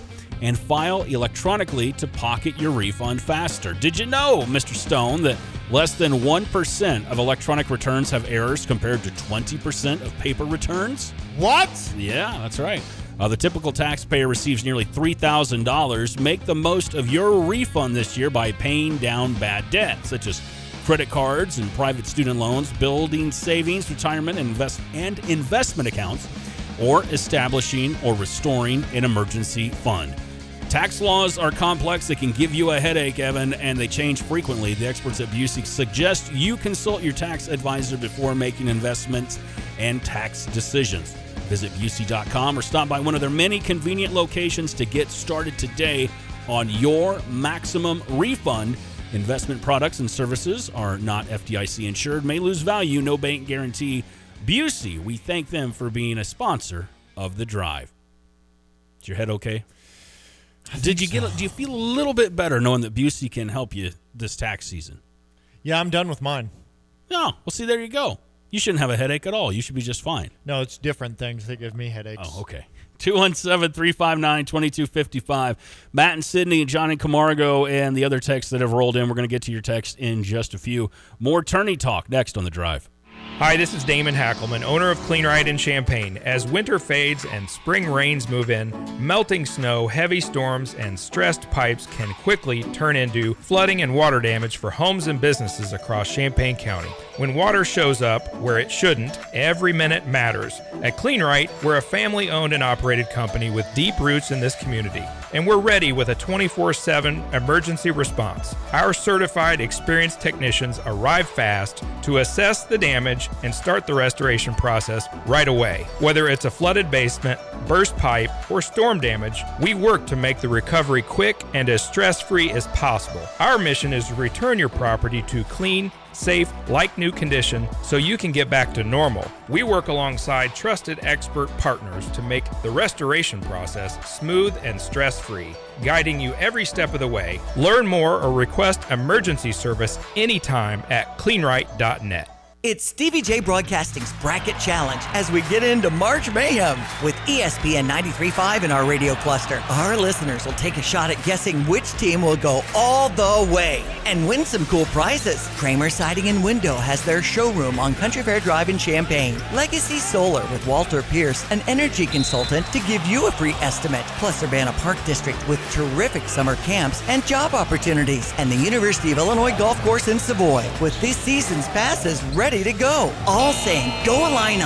Will you make the call on this year's Cinderella story or the underdog uprising? Be prepared to head to StevieJ.com and get your bracket challenge done as the 87th edition of the tournament is scheduled to begin right after St. Patrick's Day with a conclusion at Lucas Oil Stadium in Indianapolis, April 6th. Will you predict who's in the championship game? The Bracket Challenge from Stevie J Broadcasting. Get ready to visit StevieJay.com. Spring is here, and so is that clutter. Ready to clear it out? Call 2 Men and a Junk Truck. We make spring cleaning a breeze with fast, friendly junk removal you can count on. Old furniture? Gone. Boxes? Bye-bye. Yard clutter? See ya. We do all the heavy lifting, so you can kick back and enjoy a clean, open space for the season ahead. More room, less stress, and a home you'll love. Starting now. Book today at 2menandajuncktruck.com. 2 Men and a Junk Truck. Junk removal made simple. When sewer or septic trouble hits, visit Berg Sewer and Septic. Family owned and proudly serving Central Illinois, Berg specializes in sewer repair, septic service, water line repairs, sump pumps, and drainage solutions. They don't upsell, they solve the problem right the first time. From backups to breakdowns, count on Central Illinois' most trusted septic service. Berg Sewer and Septic. Dependable, honest, local. Get a second opinion you can trust. Visit bergtanksinc.com. This is the Our Idea is Ready to Launch vision. This is the Create Great Jobs vision. This is the We Need More Space vision. This is Busey, where your business visions become realizations. Through securing capital for growth and comprehensive strategies that ensure a prosperous future, because thriving businesses mean thriving people and thriving communities. Busey Bank, building business, growing wealth since 1868. Member FDIC. The Drive with Curtis Allen and Evan Stone on ESPN 93.5. Welcome back into The Drive, ESPN Radio 93.5. I'm Curtis Allen. That is Evan Stone. Thanks again to Brian Teague from Chicago State of Mind Sports for hopping on with us a moment ago. If you missed that conversation, you can check it out at StevieJay.com. Also, wherever you get your podcasts, just search for The Drive 935 and like, subscribe, follow, etc., etc., etc. Is your head doing okay over there? We're figuring it out. Do you need some Tylenol? I've always got, I don't have Do you have something? I took some ibuprofen this morning. How long ago? I don't want to make you sick. This morning. Okay. It was like 10. So here's the thing. I don't make have me sick. I cross-pollinate that stuff all the time. We've been talking a lot about cross-pollination today, Did you ever see Grease 2? No. I can't imagine. You don't remember Grease? Did you see the original Grease? Oh, yeah. Okay, but you didn't see part 2? I don't think so. All right. Well, there's this song in there about it's called reproduction. It's about cross-pollination. Okay, never mind. Those are dirty movies. You know what they are? They're very dirty. I don't want to hear that. You don't want to hear generation talking about Bad Bunny or anything when I'm watching Grease and I'm like, well, Grease Lightning. He wasn't. What? He wasn't bragging. Travolta had a certain type of wagon. Text rolling in, 217-359-2255. John in Camargo. Evan said earlier, if Z and Tommy are hitting their shots, this is a Final Four team. I agree. Unfortunately, they are not, and they haven't been. In their last 9 games, they're 14 for 69, so that's about 20%, and they continue to keep shooting that. In that span, the team is shooting 31% from 3. Nationally, that would rank you in the bottom 12%. That is from our guy, John in Camargo. And John always, similar to our friends like Big Def, they always have the receipts. They come at you with the stats. And that's true, and I really appreciate him looking up those numbers because I think we've all been able to look at it and say, oof, not good. Yeah. But to have them right there, it's good. Here's the rub. This is the thing that makes it difficult. Is yes, if Tommy and Z are hitting, not even necessarily, I won't even say Z necessarily. If Tommy is hitting his shots, is hitting his threes, this is a Final Four caliber basketball team. If he's not, it's obviously not. Here's the thing. If Tommy is just simply playing inside, it's also not a Final Four caliber team. What makes this team so special is if you can pick and pop with your 7-footer who, historically has been an excellent three-point shooter. So I understand the difficulty for Coach Underwood and for Tyler is they're looking at this thing and they're realizing like, hey, it's not going well right now, but if it does go well, that's our path to success. So that's where it gets complicated. But also why I say when you're playing a team like Penn, go inside. Maybe you might early take a couple of shots, trying to figure out, okay, can we loosen this up? Can we get them on track to get back in the feel of things, back in the rhythm of things? But really, against a team like Penn, you should just be hitting inside all day. They are still, and by that I mean the Illini, they are still a 35% overall three-point shooting team.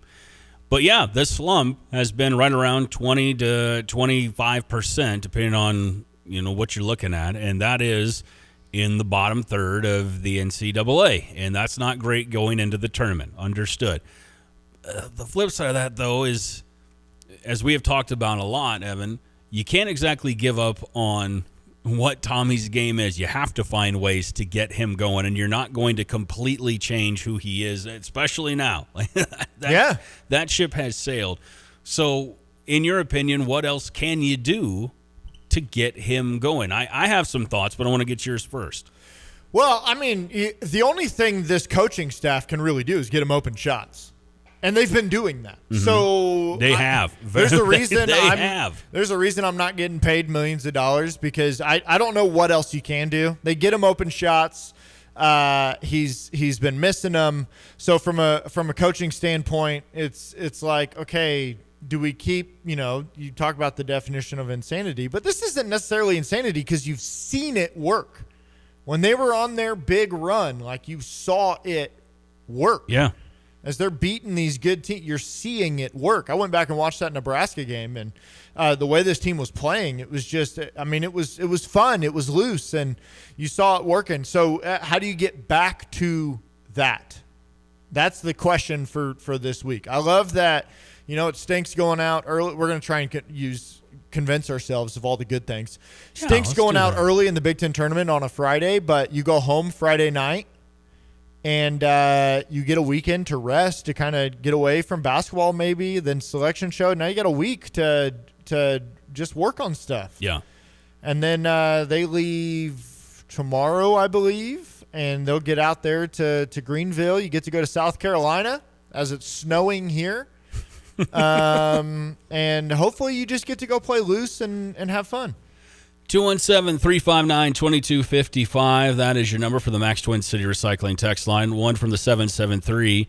We didn't get to ask Brian Teague this one. He said, I would have liked to have heard Brian's thoughts on if Underwood is on the hot seat with an early exit. Good stuff from him, as always. I don't think there's a hot seat. Not. I don't, especially with the contract extension that he just got. And, that. Absolutely not. That shouldn't be. No, the coaching staff that is in place, and when I say that, I'm talking about the names. Underwood, Bielema, Shauna Green, they're not going anywhere for a while. Like that was the whole point, was to try to keep them here.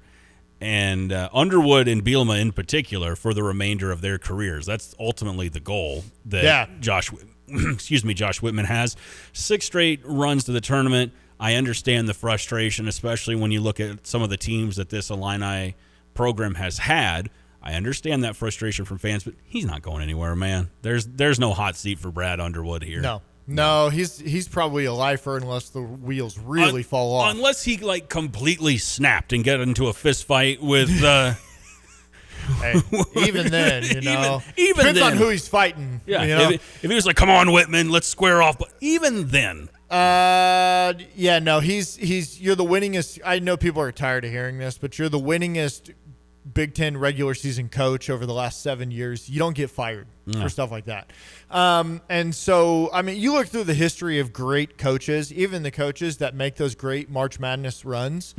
And for so many of them, it took a decade or so for them to get their first March run. Yeah. And so I think you just keep taking bites at the apple, as they say, and you get to see it work.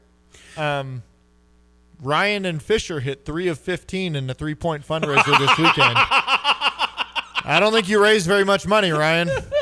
He said, I got 4 years of eligibility. You need more than 3 shots, dude.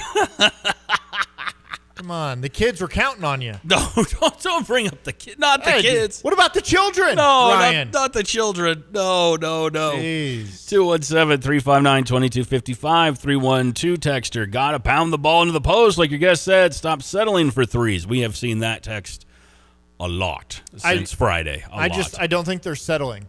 They're open shots. Yeah, you're right. Tommy's getting open looks, and the offense is designed to let them fly. He's getting open looks.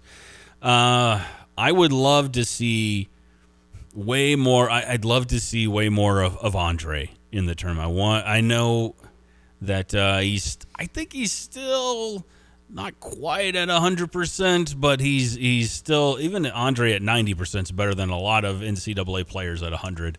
You know, I would like to see more of him getting to the basket, which off the bench on Friday, you know, he played like Andre for the most part in that game. I mean, he looked like himself. Got those 12 early points. Yeah, it felt like that was going to be an Andre game, didn't it? Yep. And so I like to see more of that in the tournament, getting to the basket. 217-359-2255. Jay Money, they need to put A.J. Red or Brandon Lee. You don't have to read this text. You don't have to read that. Get out of here, Jay Money. What are you doing? What are you up to? Keep the text coming. Matt and Sydney, I know you've sent in a couple, and as promised, we'll get to them. He said a few. He said, I was too mad to text on Friday. If I was younger, I am pretty sure there probably would have been a hole in the wall that I don't want to fix, so I didn't do it. No, come on now. Come on. That's what I said on Friday. Listen, you can't let this sort of stuff affect you that much, because no matter what, you still got to pay the bills, right? And then if you did break something, then you got to fix it. You don't want to pay money for that. That's why all the walls in the studio are brick. They are brick, because if we punch them, we're going to break our hands most likely. They're like, we're not going to put drywall up in this studio. No. Go ahead, headbutt this, Stevie. There's a sign that says, go ahead, headbutt this, that Stevie's put up on the wall in here. We can't do that, no. Ryan said, my brother got second in the 3-point shootout. Well, there you go. Hey, congrats on your brother being the first loser. Appreciate that. No, what are you talking about? That's what second place is, isn't it? First loser? Well, as I have been told if you ain't first, you're last. That's what Ricky Bobby, his dad, said, but he was intoxicated at the time when he told him that, you know. He admits that later at the Applebee's while he's running away. You know, when his dad abandons him again. Tells him. The most wise things I've ever learned have typically been at an Applebee's. Usually during half-price apps. I'll tell you, I think I told you this story about meeting Brandon Paul and his family at the Applebee's in Savoy. It was his freshman year. No. It was after he had a big breakout game, and it was a good game. I think he had like 20 points that night or something like that, and his mom and dad took him out to celebrate at the Applebee's in Savoy, and it was just wow. It was just my family and his family.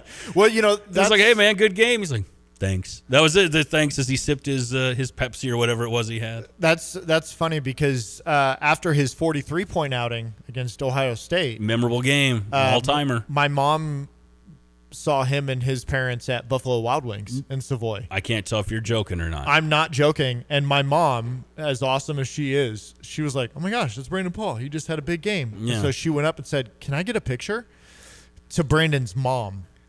And said, I just think you deserve all of the kudos today. Your baby did that thing, and everybody's going to say congrats to him, but this is a day for you. And so Brandon Paul took a picture of my mom and his mom together. I didn't get a picture or anything. I didn't want to bother anyone. I let him eat, but it was afterwards like, hey, man, good game. He's like, oh, thank you. And he was sipping his Pepsi. His dad was way more talkative. He was very proud papa that day. His mom, very proud as well. They're good people. And even more of a reason to go to Applebee's. You never know what Fighting Illini family will be at the Applebee's in Savoy, you know? You never know. You never know. John says you're normally open on 60% of the entire court. They would miss most of those. I don't want them shooting from places just because they are open. They need to be good at them to justify shooting them. They are good at dunking and shooting free throws. You know what they're not good at doing is dunking when they're guarded. They're good at dunking when nobody is around them. This is not a post offense where Tommy's got the moves in his bag to spin around a dude and dunk. They just don't do that. And so, yeah, if they're on the 3-point line and they're wide open, yes, I want them shooting the ball. And, you know, we do. They are, well, in the past, they've been good at shooting free throws. The last couple of games, I'm starting to get nervous. If there is a big thing to make me nervous, especially coming out of the Big Ten tournament, it's their free throw shooting, because they were one of the best in the country. And now we're looking at, especially these close losses, overtime losses, we're looking at a couple of these games and wondering, man, if we would have just hit some of our free throws, a few more of our free throws, sure, we'd have a win. Here's something that you brought up. It's been at least a couple weeks ago, or we had talked about, and that was their 3-point percentage and what they make from beyond the arc. So let me ask you this. Just me and you talking here, just friends. Is Illinois a team that needs to shoot? Don't cover up the mic. That's weird. I thought it was just us. Oh, that's fine. Is Illinois a team that needs to shoot 40% from beyond the arc to make a run in the tournament, or can they make a deep run without doing that? Well, the target is 35%. They're 35 overall for the year right now. They're right on it. If they shoot 35%, they're making a run. I feel pretty confident in that. Do you think they're a Final Four team with that? I think it depends on and we've talked about this 1,000 times. Depends on their defense. Yeah. I mean, they can shoot 35%, but if they're giving up 90-plus points, they don't have no, you're not going to make a run with that. Well, and that was the big knock on Friday. Everybody was looking at the points from Friday, and you were up 15 and da-da-da-da-da. It was defense that was the biggest part of that collapse in the Big Ten tournament the other day. That's what it was. Defense is what's getting you. Guards just scoring at will, getting into the lane. That's what I think. Once again, we're talking a lot about shooting threes, and all the texts about, we need to be in the paint or we need to be letting them fly, all this stuff. The offense has not been the problem. I just want to remind people that. I think it's an easy nitpick thing to look at because we got tangible numbers. The offense has not been the problem. It's the defense. We could play offensively like we are right now and still make a run if we had a better defense. Defensively is what we need to be talking about and focusing on. Who needs to play better defense specifically? Well, I mean, if you're going to look at one guy that you want, it's been mentioned a few times once again, I want Kylan to be nasty again. Kylan pre-hand injury in people's faces and keeping them out of the lane. And when Texas Tech's coach called him a stump down there because he's guarding JT Toppin. Yeah. That's shut him down for a while. Yeah. That's the guy we need. We need Kylan at the front, at the tip of the defense, just being nasty and being in someone's face. You are a 20, I know he's a young senior, but you're a 21-year-old senior, and this is your last go. And so if you need to get in someone's face without getting a technical and actually, get nasty in this game, that's what I want to see more than anything else. And Andre should be right there with him at being a nasty defender. And it hasn't been there for the last couple of weeks. Are you okay with how things have been defended in the post? So when we talk about that, we're talking Tommy, we're talking Merck, Ben a little bit. I think our post defense is what it is. I mean, you got Z's one of the best shot blockers in the country. Yep. Which I love being able to do. Tommy's always going to be a bit limited in post defense and in help side defense. He might be 7 foot, but his lift off the ground, his vertical is not very explosive. And so to get that lift to block shots without just simply using his length, but to get up and block shots, I I think he's always going to be a bit limited in what he is. He needs to alter shots and to just make it as difficult as he possibly can, not jumping at pump fakes and getting fouls. He just needs to stay in front, stay between the man and the hoop, get as tall, as long as he possibly can, make it hard, and get rebounds. This is what Brad's been harping on like crazy, is rebounding. Yep. Like that's what he said after the Wisconsin game nonstop. Like we need a guy to get nasty and get one rebound. I was saying it nonstop on Friday as well. That second half and into overtime, one. We need one. Got one. Just get a rebound. Yeah, but that's what you had one dang offensive rebound. I mean, that was the UCLA game as the rebound came out, and Andre, it slipped right through his hand. Here's Lindy on the text lane. Bingo. Lindy just nailed it on the text lane. Late game rebounding urgency has probably cost us 3 games this year. You're right. He's absolutely right. That's it. This is why I want to keep talking about this a little bit in this way, because, we're talking about all of these offensive issues. That, we could clean stuff up. But just a reminder, the offense is working. There's no problem with the offense, with how many points they're scoring and all that stuff. The offense is working. Well, yeah, if I told you were going to put up, they were going to put up, over 85 on Friday, you'd probably be feeling pretty good. Even with the history against Wisconsin, you might be feeling pretty good about it. Listen, if you score 80 points in a college basketball game, you should win 95% of the time. Like that, I mean, that's just the way that it is. But this team, I'd have to go, man, we got to go through this. How many games did they lose scoring more than 80 points? That's a good question. You had 7 losses, not including Friday. So let's dig into that. And when we come back, we'll dive into this even more. Might even do a little etched in stone for your Monday. We'll see. But definitely let's dig into that a little bit. We'll do that next on The Drive. Hi, this is Damon Hackelman, owner of Clean Right in Champaign. When disaster strikes your home or business, you have choices for emergency restoration services in Champaign County, and we're honored every time you choose us. At Clean Right, you're not calling a big national chain, you're calling a family-owned and operated company with deep roots right here in the community. We treat every customer like a neighbor, because chances are you are. Whether it's water damage, fire, storms, or unexpected emergencies, our certified and experienced technicians are ready with a 24/7 rapid response. We work alongside trusted expert partners to make the restoration process smooth and stress-free, guiding you every step of the way. Our goal is simple: to return your home or business to safe, clean, like-new condition as quickly and painlessly as possible. Learn more or request services anytime at cleanright.net. Clean Right, restoring properties and peace of mind across Champaign County. Former Illini Terrence Shannon Jr. of the Minnesota Timberwolves about Ben Quattrone from Sarah Champaign. What kind of friend has he been? Unbelievable. Ever since I came to this dealership, me and Ben had interactions. He's been a great person this whole time. It still is. I always would recommend him to anybody about a car or anything. He's always going to be there for you no matter what.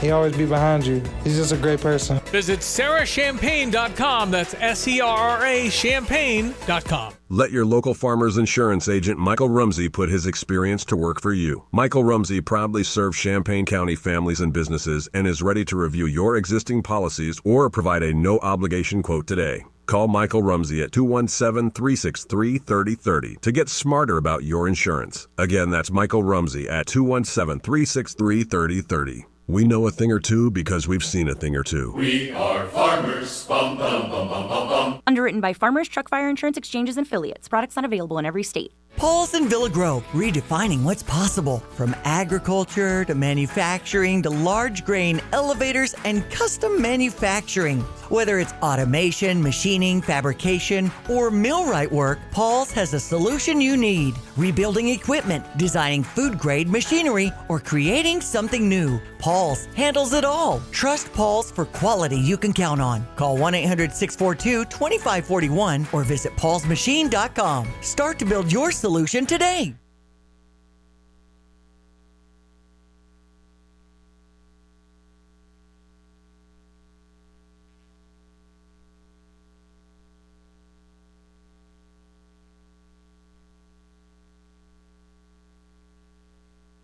You've heard about the doggy bag, right?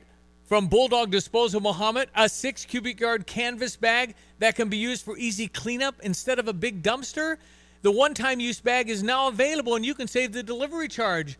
Get the doggy bag at Do It Best Hardware in Champaign at 107 West Springfield. So fill up the bag, call Bulldog Disposal, have it disposed of, and you'll be organized. Go to bulldoggybag.com for all the details. That's bulldoggybag.com.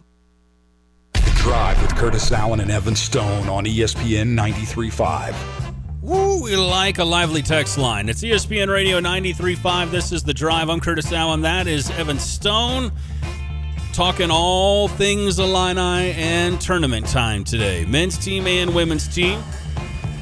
And I will say a mixed bag of text in regards to the Illini men's team and headed into the tournament, Evan Stone. Yeah. I know it's easier. It's anxiety. People are anxious. Ooh, there you go. People are anxious. Got the butterflies getting ready to go to Greenville, South Carolina. Yeah, and we did. We looked it up. The Illini have 8 losses this year. Right, including Friday in the Big Ten tournament. It's not like we did crazy research to figure this out. No, it's pretty quick. Cooper's not here, so... we had to type and talk at the same time, which was a little bit rough. That's why Evan had a headache earlier. It's terrible. But anyways, here's what we found. So the Illini have lost 8 games this year. 6 of their 8 games that they've lost, they've scored 80 or more points. I mean, that's kind of wild. You look at their 12-game win streak that they had when everybody was in love with this team. They're going to win the title. 12-game win streak where you beat teams like Missouri. Look at these tournament teams you beat. Missouri, Southern's the tournament team, which is wild. But Long Island. Long Island. Our guys, the Sharks, they're in as a 16. Iowa, Purdue, Nebraska, you beat these teams. In that 12-game win streak, only twice did you let a team score 70 or more points. So, literally, guys, it's the defense. Let the offense do whatever the offense has been doing because they're just fine. The defense needs to step it up. That's going to be the make or break for the tournament. 217-359-2255. That is the number for the Max Twin City Recycling text line. Our guy Jay Money definitely need to get nasty to represent CU. Let's go, Boswell! ! Lindy had a good one a moment ago that we agreed with, and he had a follow-up as only our guy Lindy can. Anyone who is complaining about the offense in any shape or form is just telling you they have absolutely no idea about coaching or evaluating the game and need to turn the radio off, turn the TV off, and just do crossword puzzles for the rest of our lives. Wow. Come on, Lindy. My goodness. He's so fired up, Lindy, on a Monday. That's our guy right there. That's our guy. That's it. All right, here, John in Camargo. And we always appreciate the conversation with John in Camargo as well on the text line. Pretty long one here, so let me make sure I got all this. Evan said if Illinois shoots 35% or better from 3, they will make a big run in the tournament. Illinois has shot 35 or better in 15 games this year, 15 out of 32, less than half. That also includes against teams like Jackson State, which is a 58-point win, Southern, a 35-point win, Mizzou, 43-point win. Rutgers, when they won by 26. Northwestern by 40. USC, 36. The math isn't mathing, John in Camargo says. I mean, those are all great wins. They're pretty good wins. So, remember, you left off Tennessee, where they shot 40% from 3. It's a pretty good night. So, I mean, listen, 15 out of 32 times they've shot 35% or better from 3. Now, remember, the question was, if they shoot 35% or better, will they go on a run? Obviously, the math is telling us if they shoot 35% or better, they will go on a run. Now, the trick for this team is to figure out how do they do that a 16th time or a 17th time or an 8th. If you're going to look at likely outcomes, the math tells us, 1 out of every 3 games, you're going to do that. Less than that, 15 out of 32. 1 out of every 2-point-something games, you're going to do it.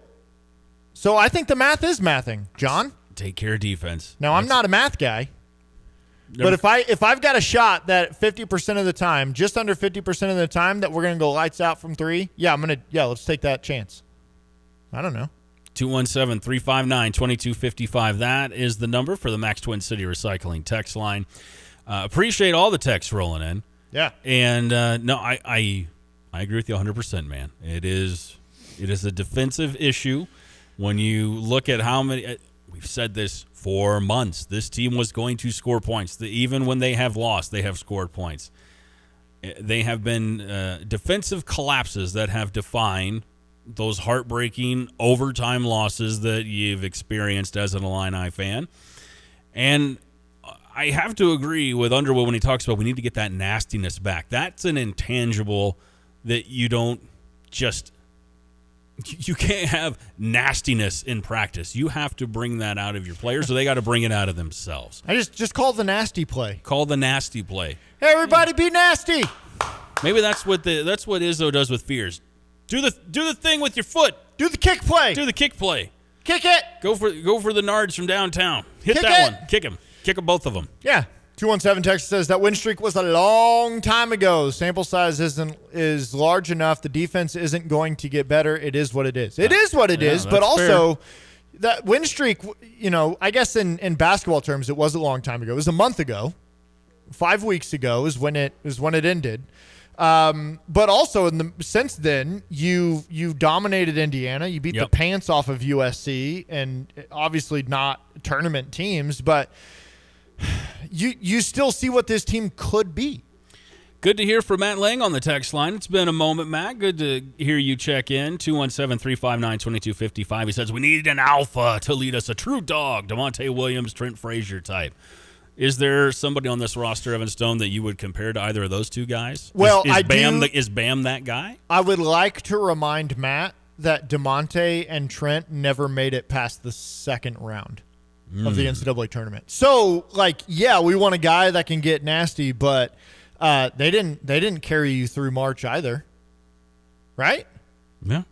So I love those guys. They're some of my favorite Illini of all time. DeMonte was back. What was that during the Michigan game? He was back and in Champaign, and got a big old standing O. But those guys didn't help you out in March either.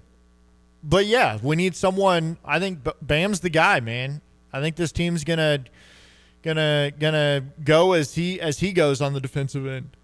Very, very, very soon. You know who that guy's going to be? Maybe it won't be in the tournament, but over the next year or two, it's going to be. I'm going to say it's going to be Merck. Yeah, yeah, exactly. Uncle Merck, our guy. Which I did get. I don't remember if we talked about this. I did get clarification. He can dunk. Yeah, that was Friday, but you wouldn't say who the source was. It was clearly, that's right. Clearly, one of the players sent Evan a text the other day to let him know that Merck can dunk. That must have been Thursday. He wouldn't reveal who the source was, but somebody on the Illini roster, most likely, told him that Merck can dunk. Just I had that thought, and that's it. Yeah. Well, 815. That's what we're talking about. That's what we're saying. So didn't like that. The 815 texter didn't like that take about DeMonte. This team has no dogs besides Bam and maybe Merck. Those are the two guys that you look at and you go, yeah. I don't know. What was the take you didn't like? I don't get it. I don't know. That DeMonte didn't help his team get past the first round? Or past the second round? Or maybe that DeMonte was the dog on the team. I don't know. Well, DeMonte for sure was the dog. He was ready to fight anybody. That's what Matt sent in the picture of DeMonte and nose to nose. Yeah. Yeah. With frick. Who is that? It's one of the McCaffreys, isn't it? Yeah, from Iowa. Yeah. Can't remember which one. One of those McCaffs. Mm-hmm. So I don't know. It'll be fun. You know who it wasn't? It wasn't Christian McCaffrey. I can tell you that much. I know that one for sure. No. We love DeMonte. So here's what we got coming up for the rest of this week. Just want to let y'all in the know. Rafael Davis joining us again tomorrow in the 3 o'clock hour. He's going to hop on, talk all things March Madness, Big Ten basketball. We're going to do from the office of Evan once again. I've got 5 guarantees for your bracket. 5 of them for tomorrow. I've got 5 guarantees from the office of Evan Stone that as you're filling out your bracket, I guarantee this will or will not happen in the NCAA tournament this year. Listen, if we're having Rafael Davis on tomorrow, then we have to bring on his arch nemesis tomorrow, whether he knows it or not. I don't know if they know they're still nemesis. The great one, Kyle Tosk, is going to join us in the 4 o'clock hour. No, that's all smoothed over. Everything's fine now. But yeah, Kyle's going to join us from Illini Inquirer, our good friend. And Kyle was in Chicago as well for Big Ten tournament action. Had a really, really interesting conversation, as he always does, with Jeremy Warner when they do the post-game stuff. And some nuggets in there from Kyle that we'll talk with him about. But he's got a lot of thoughts and a lot of good insight into the Illini going into the NCAA tournament. So, yeah, a full show tomorrow. And how many guarantees, you say? 5. 5 guarantees. And once again, make sure that you go to StevieJ.com, J-A-Y, StevieJ.com. Or you can follow us on Instagram. Is the link on Twitter as well? It's on Twitter. We've got it on and the link's in bio, as the kids say on our Instagram. It's also on our Twitter page as well. And that is for our March Mayhem Bracket Challenge. Hey, no way we get in trouble for that. No.